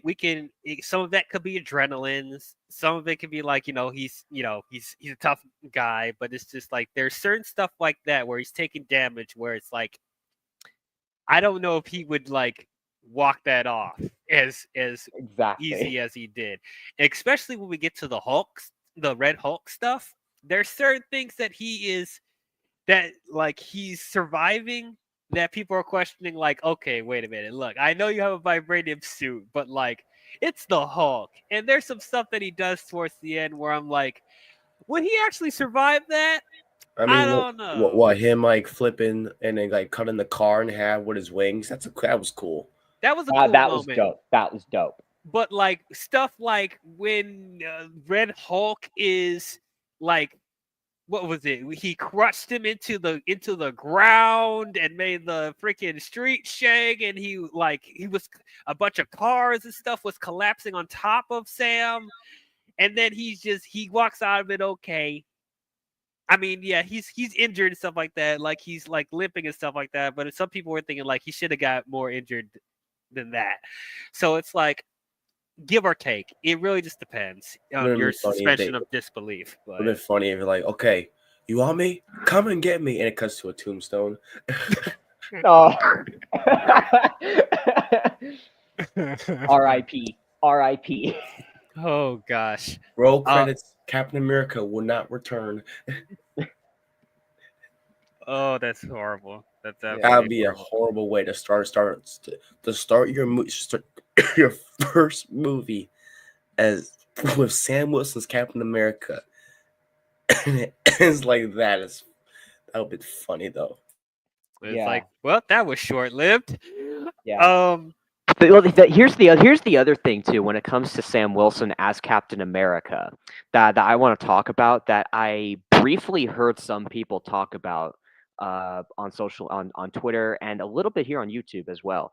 So one of the things that I kept hearing is that this whole arc that we're getting of like Sam Wilson when it comes to like his arc of him being Captain America, the struggles and the self-doubt, and like I just said, the overall character arc of him being Captain America. We're almost done with this saga, and we don't know what's going to happen with him because we're very likely going to get the OG Avengers back with Steve Rogers, Tony Stark, and a new actor to play Thor. So because of that, it really kind of adds into question where it's like, because of this, like what they're doing with Sam, what they're setting up with like this character arc of his, is that gonna like abruptly come to an end when we like get to the end of Avengers Secret Wars? Because it's like once that happens, like we might see something happen to him, and then Steve Rogers is back. He's Captain America again for the MCU reboot. So it's like, and once again, we want to emphasize that this is speculation. Like, there's nothing like confirming. It's speculating. It's speculating. Yeah, I'm just speculating. I'm not saying, oh, that is going to happen with Sam Wilson, but who knows, man? Like, if they do that with Sam Wilson, then that's kind of like, ugh. I don't know what to do, man. I don't know what to say or or how to respond to that if that's what happens. Yeah. So, like I said, I don't even know. I don't know. It would be it would be bittersweet if after Secret Wars they ended up just like going in a completely different direction and doing a reboot. I I once again I'm taking that with a grain of salt because like I'm sure they still want the Fantastic Four and X-Men to be implemented in this universe, and Oh, absolutely. I do think they have more plans for other characters other than Sam to continue with. But my thing though is like since they flat out said that they want to reform the Avengers. Um, my question is like, do I see Sam Wilson possibly leading a new Avengers team? And if I do, and if I do, who are going to be in the Avengers? I keep asking that question. Who's going to be in the Avengers? Dude, it's been 5 years, well, 6 years since Endgame. We're about to get Doomsday, and we It's like, still wait, don't have a Doomsday's not- lineup. Holy shit. Yeah, I know. We're getting Avengers Doomsday. And Diao, you probably know what I'm gonna say. Remember from Loki season 2, I kept saying that Avengers 5 needs to be a fucking hit. It needs to be a hit. I mean, it's This is going. this is their chance to really prove it when it comes to the story, not just when it comes to marketing, but story as well. It's gotta be good. It's gotta be good. It has to be. It's their flagship. The Avengers films are their flagship, and If so if that's mid or bad, oh my god. Then yeah, I don't know how they'll recover if Doomsday and especially Secret Wars is subpar. Like Secret Wars I'm not worried about. It's Doomsday because that's the movie where it's like, look, that's the film where it's like we're gonna get like the Avengers, and then it's gonna be them taking on Doom and all that. And we know the Fantastic Four are gonna be joining them and all that. But Secret Wars is gonna be where shit's really gonna get crazy with the multiverse stuff. So it's well, like, that's why I'm worried about both because because as we talked about earlier, the multiverse stuff that they're doing is subpar. It's been very it has not lived up to its potential. And it's like they can't just depend on cameos from different movie franchise, well, different versions of the characters. Like they can't just rely on that to for it to be successful. Like they barely right. got away with that with Deadpool Wolverine. And would I freak out with whatever cameos they're gonna show from the Fox universe and the Sony universe and all that stuff? Sure. But there has to we get be Morbius with Vulture, and they're talking about taking down Spider-Man again in Secret Wars. I just want that to die. I want that to die. It's not gonna die yet. Once we get Spider-Man villain team up, and we get Oh my the God, you good want it thing so going. much. I feel like some of these phases are kind of a little bit as a like trying to build something up. It's almost like a lot of meandering, Yeah. like Yeah. in a way. Because I mean, the movies we got. I mean, I like them fine. I mean, I love like they've dabbled in the multiverse, but it doesn't build anything. Like you got Right. No Way Home, you got Deadpool. Those are the ones that I really love, but it's not Right. really. I mean, wait till Fantastic Four. Fantastic Four is supposed to be the first film of Phase 6. Thunderbolts is the last film of Phase 5. Until 2 months later, we get Fantastic Four. So we're gonna be in Phase 6 in July, and then I looked it up. So we got Phase 6. Hold on. We have how many films?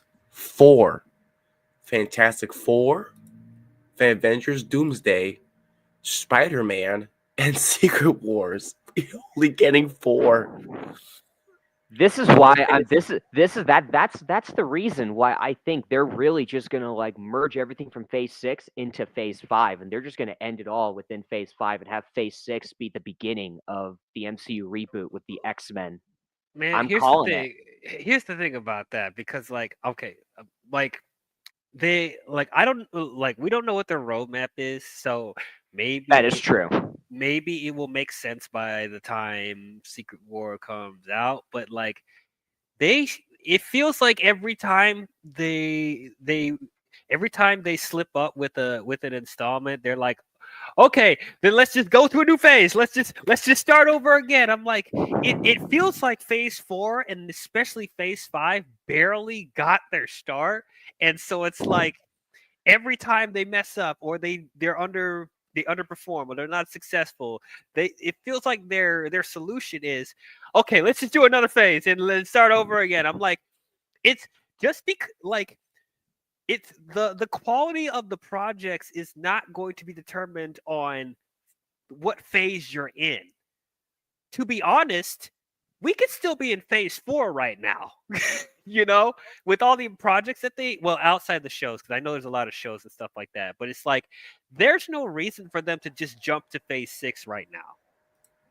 Like like it feels so premature. Like it feels like we barely started phase 5. Yeah. This is one of the reasons why I think, like, when it comes, like, this is one of the reasons why I keep saying to myself, like, Marvel Studios, I think you should look at YouTuber The Black Lion and what he does with his universe restructuring videos and actually take a page out of his book, because he fucking did that. Because, like, when it comes to, like, oh, how the MCU should make the multiverse saga and how it should start, go down in the middle, and come to an end. He did that 10 times better than what we're seeing with the MCU right now. So I feel like they need to watch one of his videos and take a fucking page out of his book when it comes to what he does. Because my God, like, he does it. He's doing it. He did it 10 times better with Phase 4 and with Phase 5, better than what Marvel Studios is doing. So they better take notes with what he does with Phase 6. It's like it's I don't know. It's very confusing. What their roadmap is. Like it feels like they're trying to pivot as much as possible, but it's just like, because like what if? Because honestly, Blue Jay, you kind of blew my mind a little bit because I did not know that Fantastic Four was starting Phase 6. I thought we were still going to be in Phase 5 until Secret Wars, and so now I'm just more confused about that. So okay, so if we're about to go into Phase 6 with Fantastic Four, what if, God forbid, but what if Fantastic Four is not good? What if the Avengers films are not that good? What if Spider-Man is not that good? You're going to transition to Phase 7? Okay, let's forget that. Let's just go to Phase 7. That's what it feels I like. highly doubt it, but it could be possible because could be possible. But The only thing about Fantastic Four First Steps I'm a little concerned about is Pedro Pascal as Reed Richards. Other than that, it looks really good. I'm giving it a shot, like I am with James Gunn's Superman movie, which I'm definitely going to be watching, just to see how the DCU truly starts. But the only thing I'm concerned about with wrong thing to hold on to. The only thing I'm like really like kind of like concerned about the film is Pedro Pascal as Reed Richards, because like from what I've seen from him, it's like I just don't see him in that role. Like maybe I'm gonna be wrong when the film releases, but who knows, man. I'm willing to give it a shot. I'm willing to give Doomsday a shot. I'm worried as fuck about that movie though, more than I am Secret Wars. Secret Wars is gonna do fine. Secret Wars, I think, is going to be good no matter what. I'm not worried about anything about that film, but Doomsday, I'm really worried about, man. I'm really worried about Doomsday because, this is like the film where it's really going to establish this new Avengers team with multiversal stuff in it, as it kind of wasn't originally going to be like that when it was originally called Kang Dynasty, but. Which is why I keep saying Marvel Studios, you should have just recasted Kang or do something with him, have him save him for something for Doomsday or something, or keep it as Kang Dynasty and simultaneously build up Kang and Doctor Doom for Kang Dynasty being with Kang, and then Doom gets built up throughout that film, and then when Kang gets defeated, Doom then makes his move, setting him up as the villain of Secret Wars. That's all you could have done other than just getting rid of Kang. Now you're introducing Doctor Doom way too late. We're in the second phase of this saga. Right. Also, Bianca, I looked up Phase 5. Captain America is like the 5th film in this phase. So we got Ant-Man first, second was Ant-Man and the Wasp: Guardians. Quantumania was the first movie in Yeah. Yep. Phase 5. Yeah, that Yep. was the first one. The Marvels third, Deadpool and Wolverine, and this one. So after Thunderbolts, Phase 5 is over, and 2 months later, Fantastic Four. We're at the tail end of the phase, thus ending I'm sure this is going to be like the most fragmented saga of all time. Very, Yeah, like very. it feels so. This is what these shows are throwing stuff out of whack because, like, if you're looking at the movies alone, it feels short. Both Phase 4 and Phase 5, but then when you look at the shows that they release on Disney Plus, it's a lot. So technically, these two phases are releasing more projects than Phase 1 through 3, but it doesn't feel that way. And Yeah. so, like, when I'm hearing that Fantastic Four is the start of a new phase, I'm like, wait, we just started Phase 5. Yeah, Like, because like actually, no, you didn't. the Infinity Saga was condensed to 11 years. This Mhm. this from started from 2021. This will be 6 years of this. 6 years. Man, Feige has got to come out and address exactly like what the hell is like which is Phase 5, which is Phase 6, so that way we can Well, just this know is for what I'm sure. saying. This is what I'm saying. Marvel, I think this is also okay. It feels weird coming from. It doesn't feel like you're going from Deadpool to Captain America. You're going from the Marvels to Captain America. Because Deadpool feels like it's its own thing. Because it's Yeah. it's It the third does. film. It It's really it's does. it's Ryan Reynolds' team. Sure, Feige produced it. It's Feige's team, but it's more of a Ryan Reynolds thing. But I feel like that with that film being the only film of the last year, that's what they should be doing. They need to stay. They don't need 3 fucking films a year anymore. We can't do that no more. That's biting them in the ass.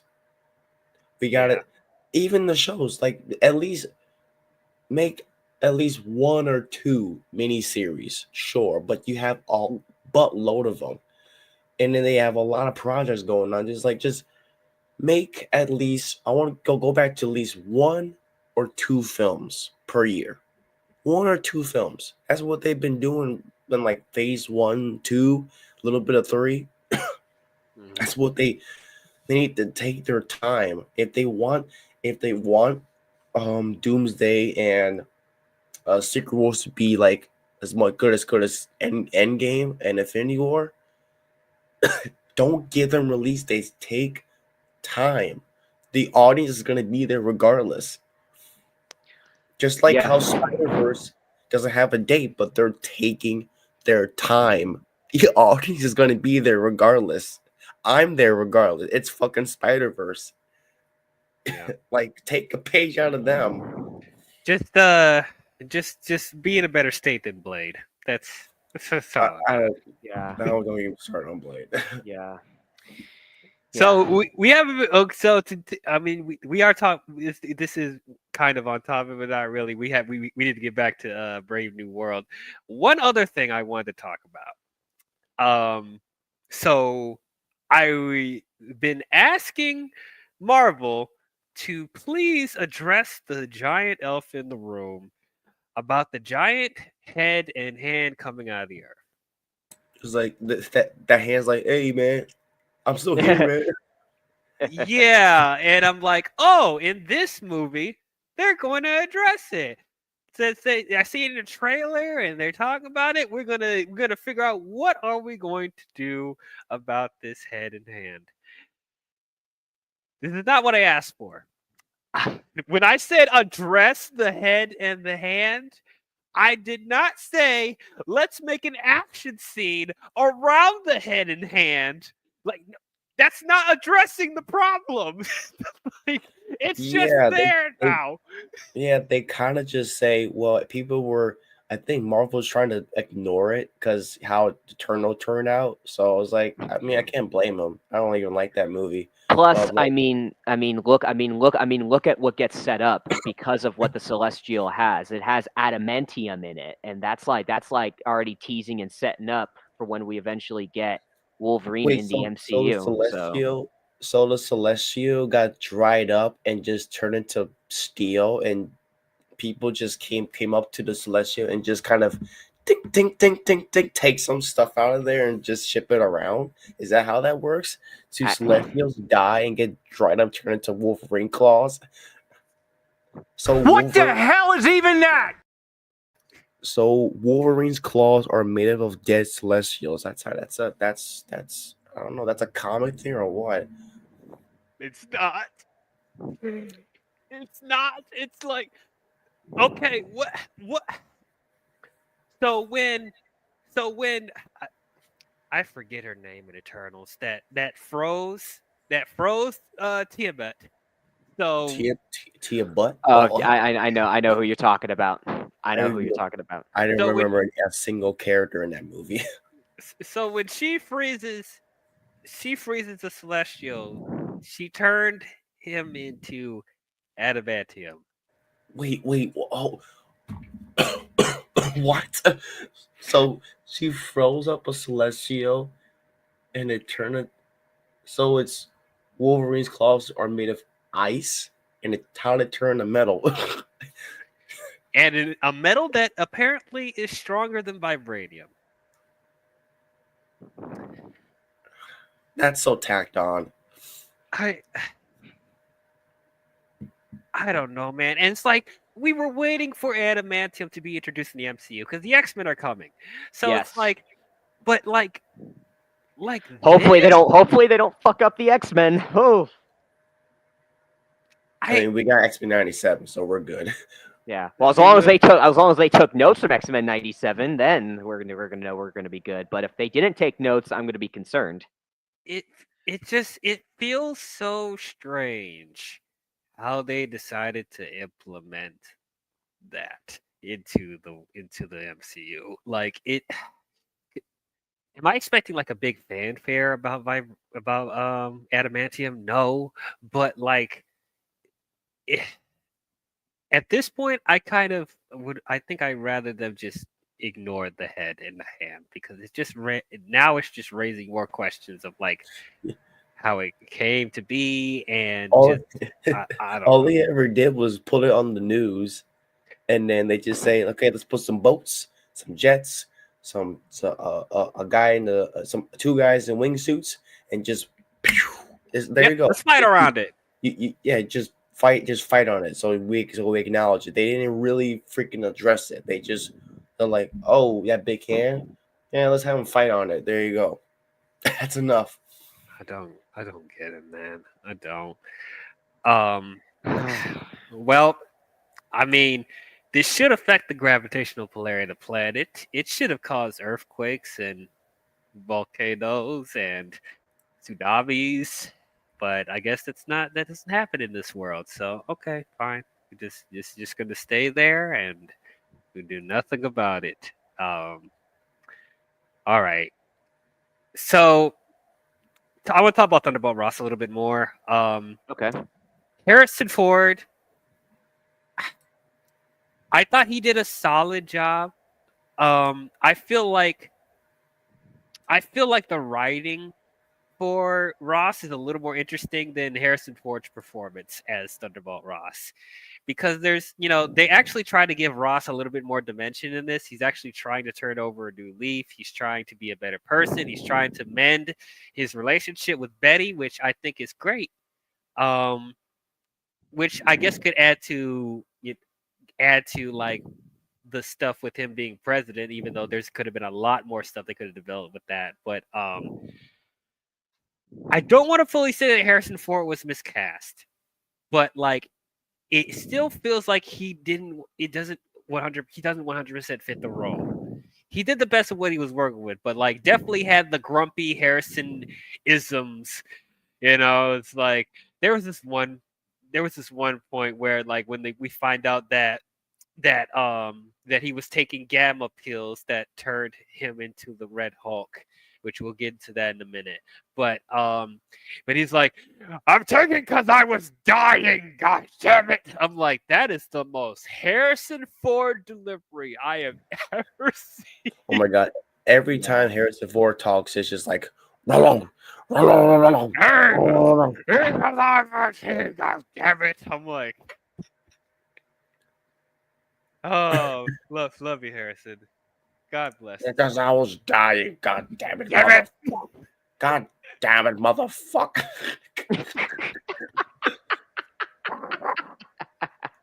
He should have said. Oh He gosh. should have said.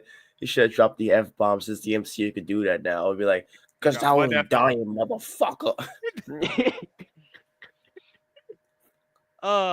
But there were definitely some moments where I felt like he was honing in his inner like he was taking some inspiration from William Hurt, like when he was being more serious. I felt he was trying to emulate some stuff while also making the role his own. So I definitely commend him for doing that. But um once again, it's just like I just wish that we saw some more in betweens between where we last saw him in Black Widow and where he is now.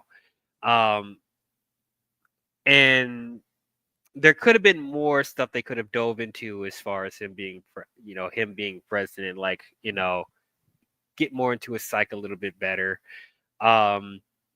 So I don't know. I mean, I guess technically, this is the most layers we saw from Ross, but definitely could have done. They could have done more with that, and then the whole thing with the gamma pills, the gamma pills. Pills and potions. We're overdosing. I'm like, what? Well, first of all, why would you trust the leader to give you pills to keep you alive? Oh yeah, if I get a headache, I'll totally go to the freaking Green Martian and give me some ibuprofen to turn me to a Red Hulk. Granted, he didn't know that it was going to turn him into the Hulk.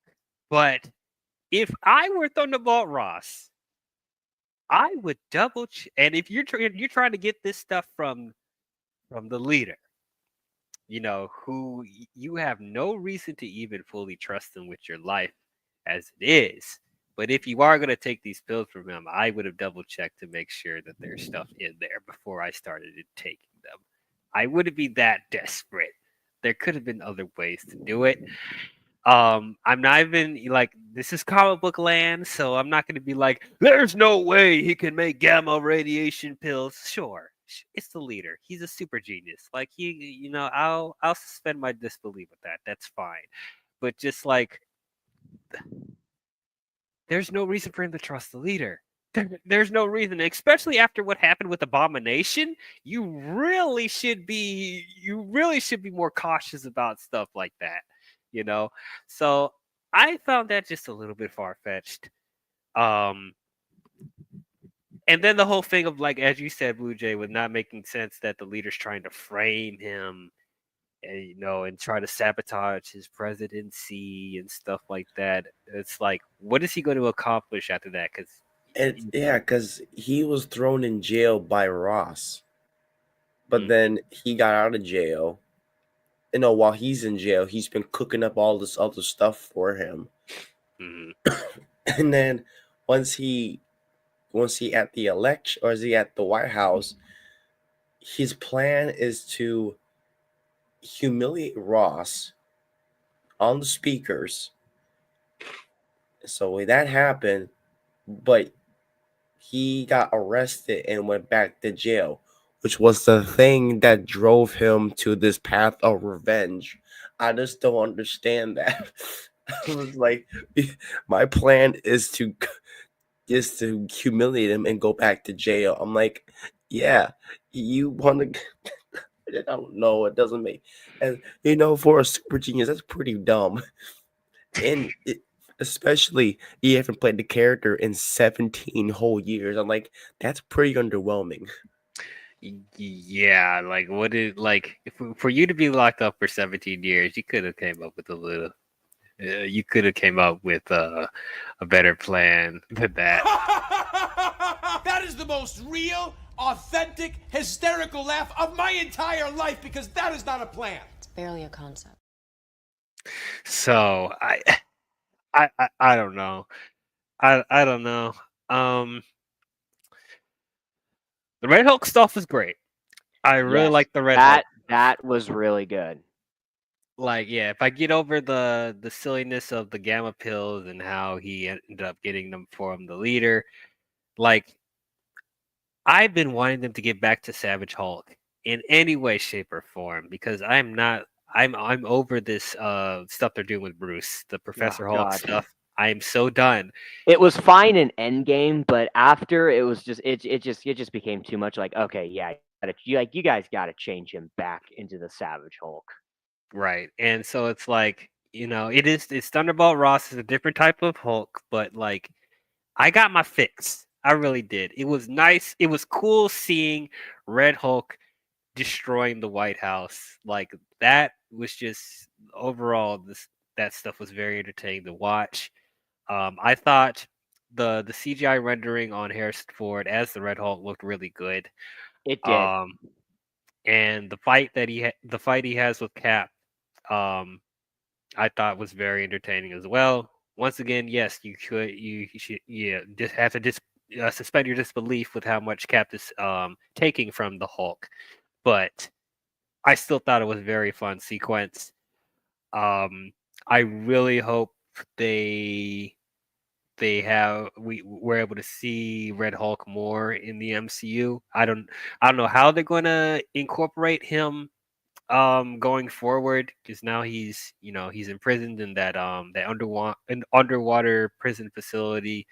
Um and it just depends like how much more if they're going to bring Harrison Ford back, if they're just going to have are we going to see him just as Harrison Ford, or are we going to is he going to be Red Hulk the whole time in other installments?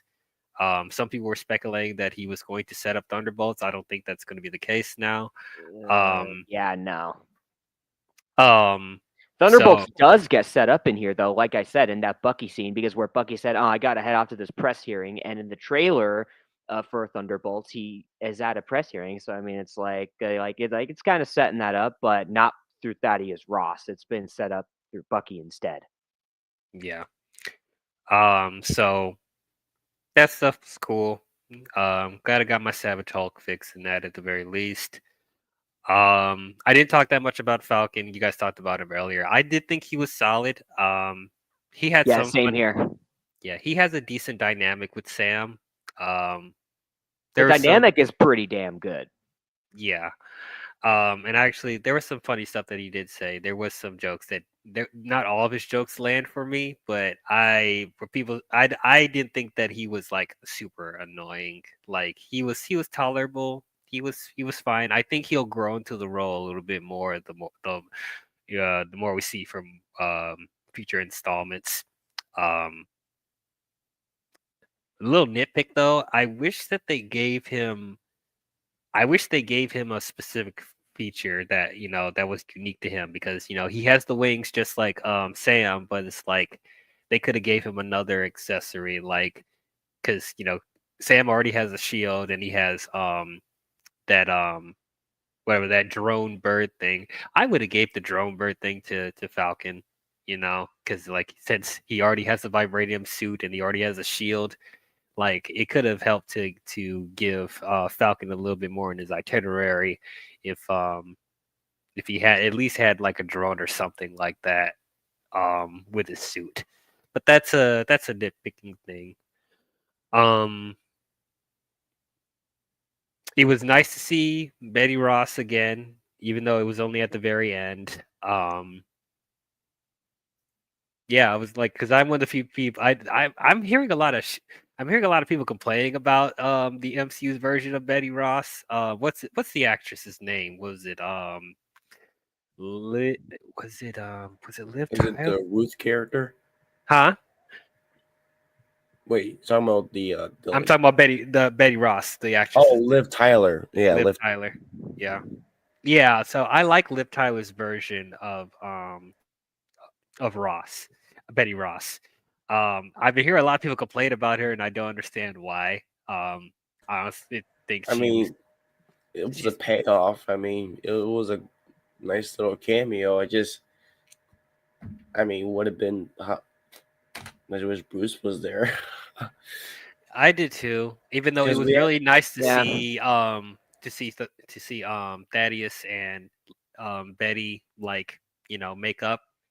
But yeah, part of me did wish that Bruce was able to share that moment as well. But is what it is. Yeah. Um,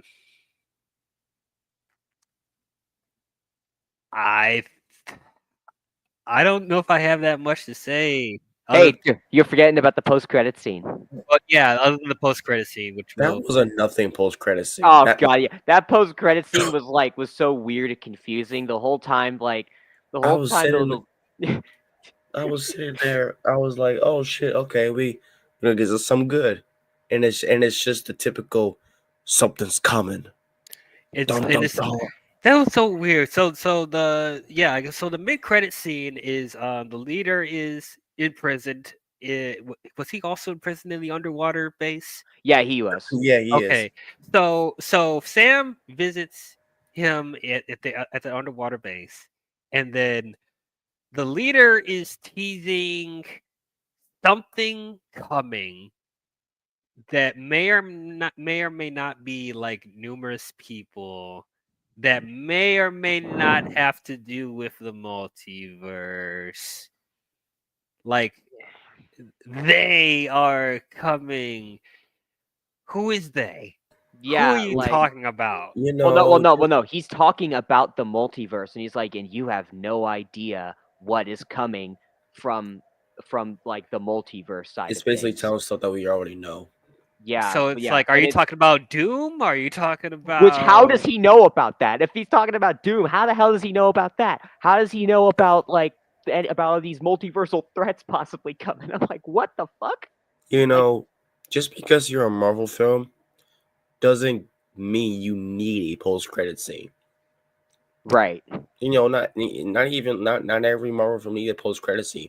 If you don't have anything to say or anything to set up, don't even bother. I I mean, agree. at this point, they feel obligated to have it because they're Marvel. They've set the standard. But like, okay, here's another thing. I'm gonna go into a little bit of tangent about the post credit scenes as of late, because it seems like Marvel. It seems like Marvel when they doing these post credit scenes, it seems like they're leading up to something that we're never even gonna see, or there's no payoff to these credit scenes. Like it goes all the way back to, first of all, Multiverse of Madness, when they were setting up Charlize Theron's character. We still don't see payoff from that. They set up what was her name? It was Clea or something like that. Clea, yeah, Clea. Yeah, Clea. So they set up Clea in Multiverse of Madness. We still don't see a payoff to that. They set up Hercules at the end of Thor and Love and Thunder. We still don't see a payoff from that. I think we're gonna see something with Clea eventually with Doctor Strange 3. Hopefully, we'll see. Like, If not, that's a total that's fucking just waste. a total waste. That's They set a up. waste. Yep, they set up Star Fox, played by Harry Styles in the Eternals. Harry Styles, amazing. Yeah, and they also set up Black Knight and Blade, which I don't know if we'll ever see payoff from Blade at this point. What other credit scenes? Oh, Jake Lockley from Moon Knight. Oh yeah, that too. They set up from that, and then setting up Young Avengers with What about the Miss symbiote? Marvel and Kate Bishop. Oh yeah, the symbiote from No Way Home. The symbiote from No Way Home. So it's like, I don't know. It feels like they damned if they do, they damned if they don't. But it's just like, at this point, I'm getting tired of seeing set up to all these new characters and we're not seeing payoff. And I'm being very patient. I'm being very, very patient. But it's just like it feels like Marvel is just rushing to throw all these new characters at our faces without actually having a clear direction of where they want to go with these characters, or if we'll ever see payoff with them. Oh, think, there's I the think, other credit scene with the Council of Kangs, which we'll probably never oh see my now. god. Yeah. Yeah. That's one of the reasons why you never should have gotten rid of Kang in the first place, Marvel. Just recast. It's like all these characters, all these setups, all this other stuff, and we don't know if there's going to be a payoff to this. So I'm very frustrated about that. And now we have the leader possibly teasing something, a threat from the multiverse that may or may not be Doctor Doom. It may or may not be something else. So it's just like, There's a rumor going I don't around that it might be a version of the Illuminati team from Multiverse of Madness, which on one hand I'm Oh, not boy. against, but the other hand though, I'm just like, how do you even know about that? he's a leader. He's a super genius. I know, but Well, I will- don't know. he's been locked up. I will say this: at least Marvel's at least attempting to do those to try to like pay off those post credit scenes than Sony does. Oh God, I didn't even Oh. want to mention the Sony ones because they make absolutely no sense. Yeah. No, none. So like Sony's like, well, it's a superhero movie, right? Post credit scene, Yeah, like- and then you end up making two of the worst post-credit scenes ever. like the Morbius one is We're hilarious. gonna do Morbius and Vulture versus Spider-Man and Spider-Man villain team I up. think It's going to be a good film. I think both the Morbius and Black Adam post credit scenes are hilarious. Be like, Black Adam, we should talk. Oh my god, yeah, the Black Adam one was just that was so excited for that, but then the reboot came, which I understood, and I'm just like, okay, it had to happen. Oh, is always those post credit scenes where is the we should talk. Let's talk. Right. I hope James Gunn does a better job with if he's gonna have post-credit scenes. Like, hopefully, they actually have a purpose. You know. Yeah, And he I doesn't agree. feel pressure and he doesn't feel pressure to do them for every film.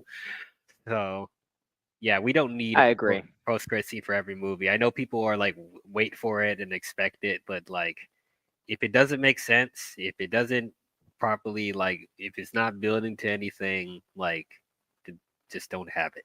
You To know? me, Yeah. I don't think Superman needs a post credit scene. It just needs to be one film and just one film in a universe. And that's it. And then you move on to Supergirl. Yeah. Yeah. I wouldn't be mad if there wasn't or if there was a post credit scene in Superman. I'd be like, okay, just make it important and make me go, oh shit, okay, I'm excited for this. Like, do it if you do that, then I'm good. Then I'm gonna be happy. If there's no post credit scene at all in James Gunn's Superman film, I'm gonna be okay with it. Yeah. Well, if there isn't anything else you guys want to bring up, it is time to do final thoughts and grades. Well, can I do my little final thoughts? I gotta go. Anyways. Yeah, go ahead. Yeah, I liked it. It's my least favorite of the Cat movies, but it does. I mean, it does a lot of questionable things. Sorry, sorry. I still It's fucked up. okay, dude. It's all good. It's all good. Yeah. Yeah, it's a lot of questionable things, and I like the performances. Anthony Mackie's great. Harrison Ford. But yeah, it's just a lot of plot issues where I'm just like, I mean, when I first saw it, I was like, yeah, I was good. I liked it. And then the more I thought about it, I was like, wait a minute, this is stupid. mostly the leader's plan that still was like, I'm in jail. No, what's your plan? Go back to jail. I was like, wait a minute, you stupid, but whatever. But I like the action. Action's pretty cool. Red Hulk was cool.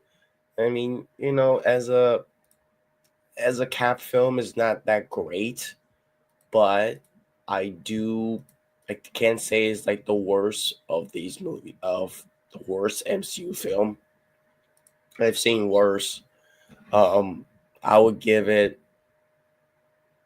Was it a 6? How much is a 6? It's a C plus.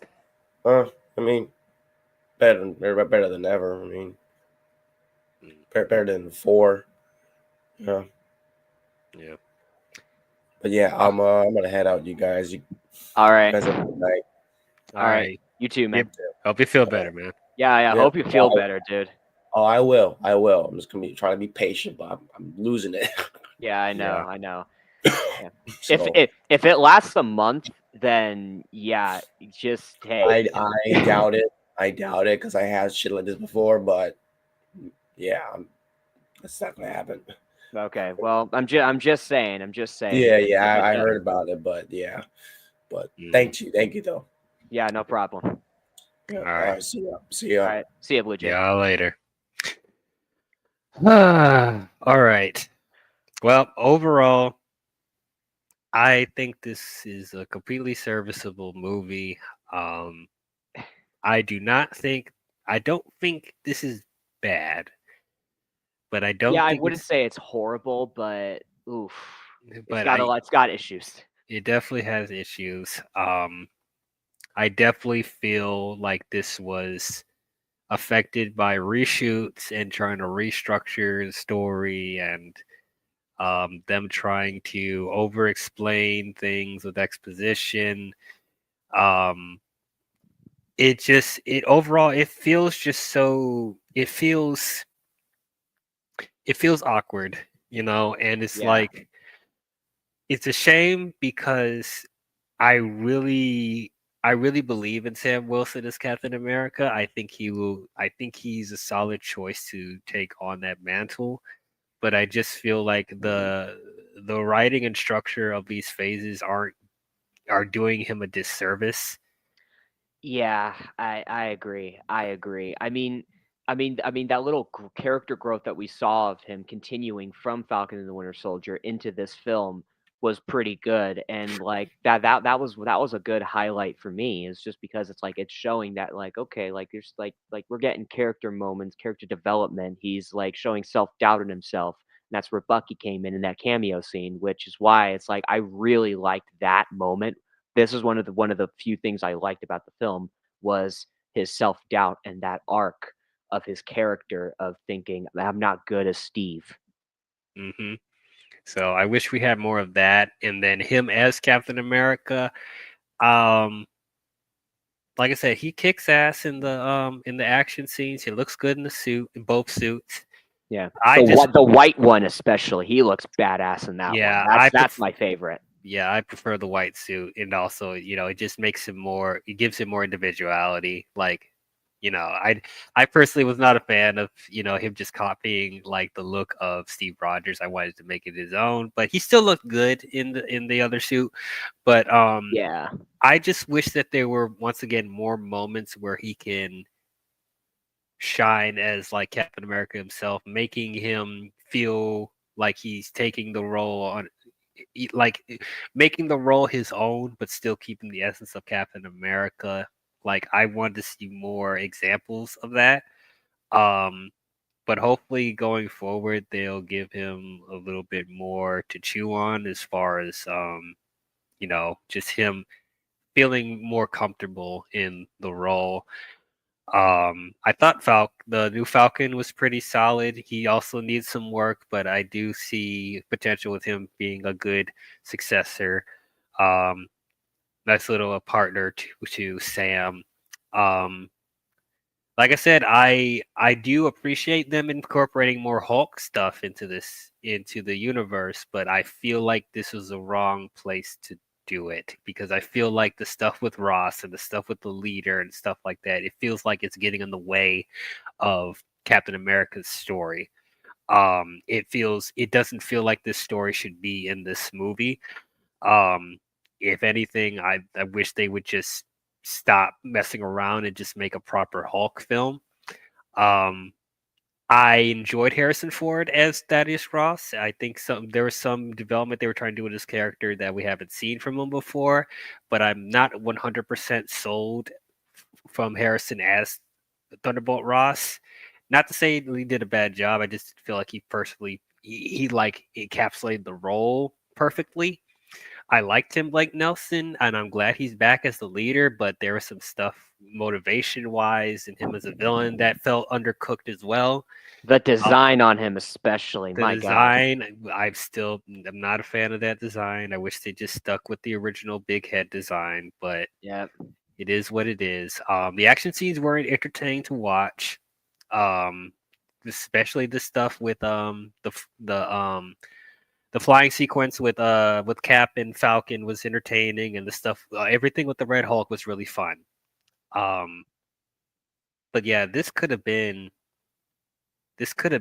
something special, you know. Like it was trying really hard to encapsulate the stuff that we liked from the first Avenger and Right. the Winter Soldier, but it just feels like the writing wasn't as strong. It's a shame because Yeah. it's a shame because I really wanted them to keep the momentum that they were starting with Deadpool and Wolverine. And not to say they Yeah. completely lost it. I don't think it's doom and gloom, but I know I made this joke in the beginning of the stream, but I would not say that Marvel is back, but they still can recover. They still can recover from this.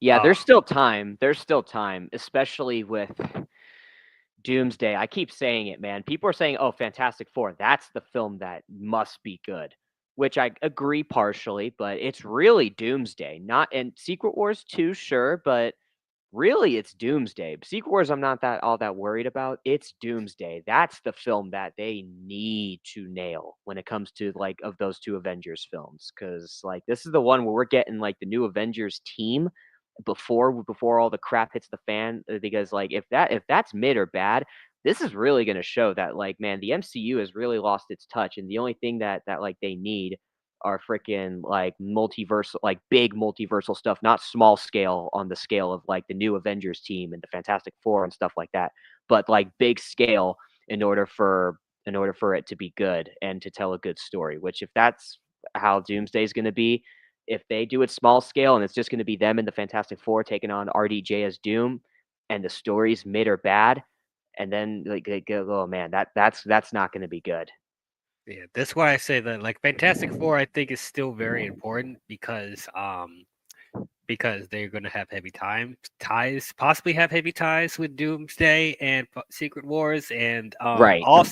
also to actually make an actual really good Fantastic Four film that the majority of the audience will enjoy, because I know Yes. there's people that like they're starting to become a following with the Tim Story Fantastic Four films.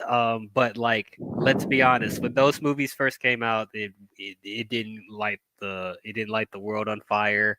And of course, we don't have to talk about the Fan Four stick, but it's just like the first time actually making a really good Fantastic Four film, and also knowing how important the Fantastic Four could possibly be going forward, especially if you're going to have Pedro Pascal's Reed Richards possibly be a main figure in the MCU going forward. Fantastic Four definitely needs to hit. On top of the fact that it's coming out the same month as Superman, so and that already has a Yeah, lot to prove as exactly. well.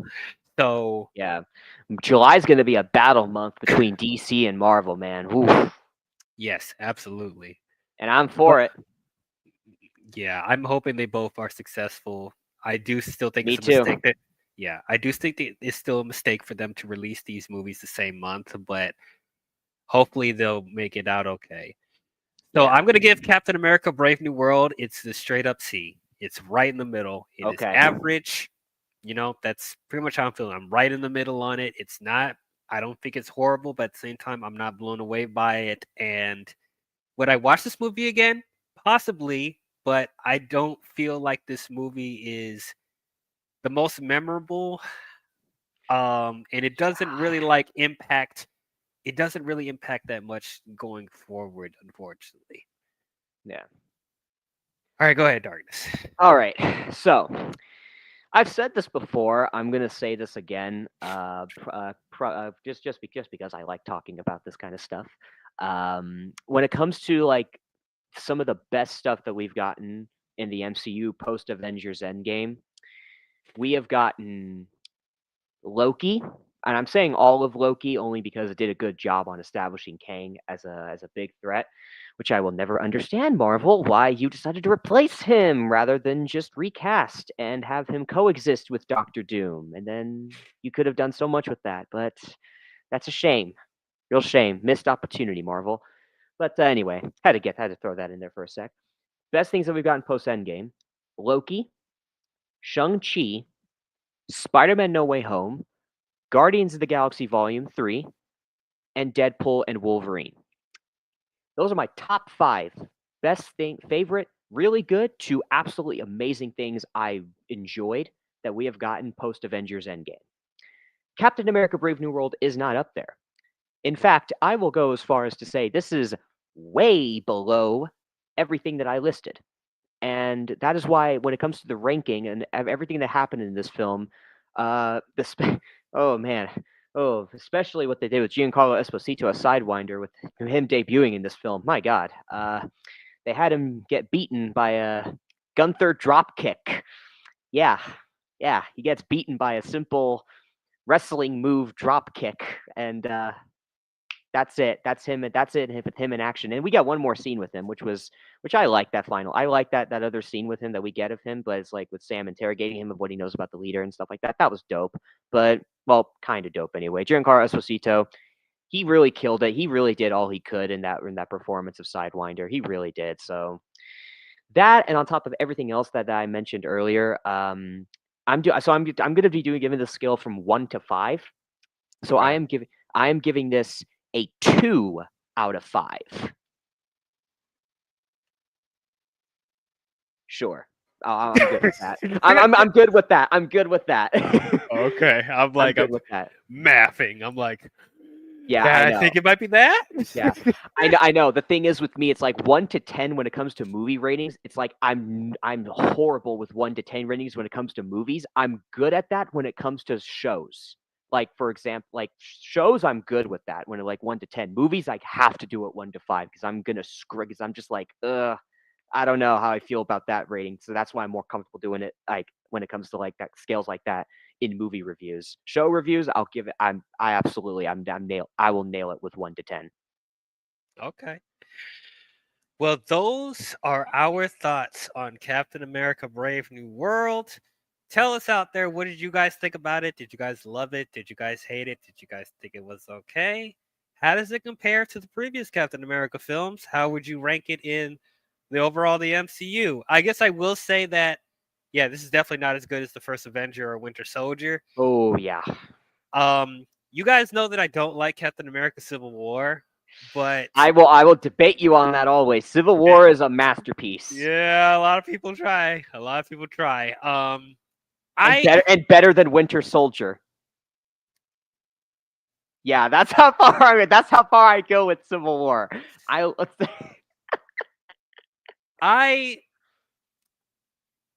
someone who doesn't like Civil War, I feel like they're at a similar feat. I have to sit on it more because like they both have specific problems that are different from one another, which levels it out for me.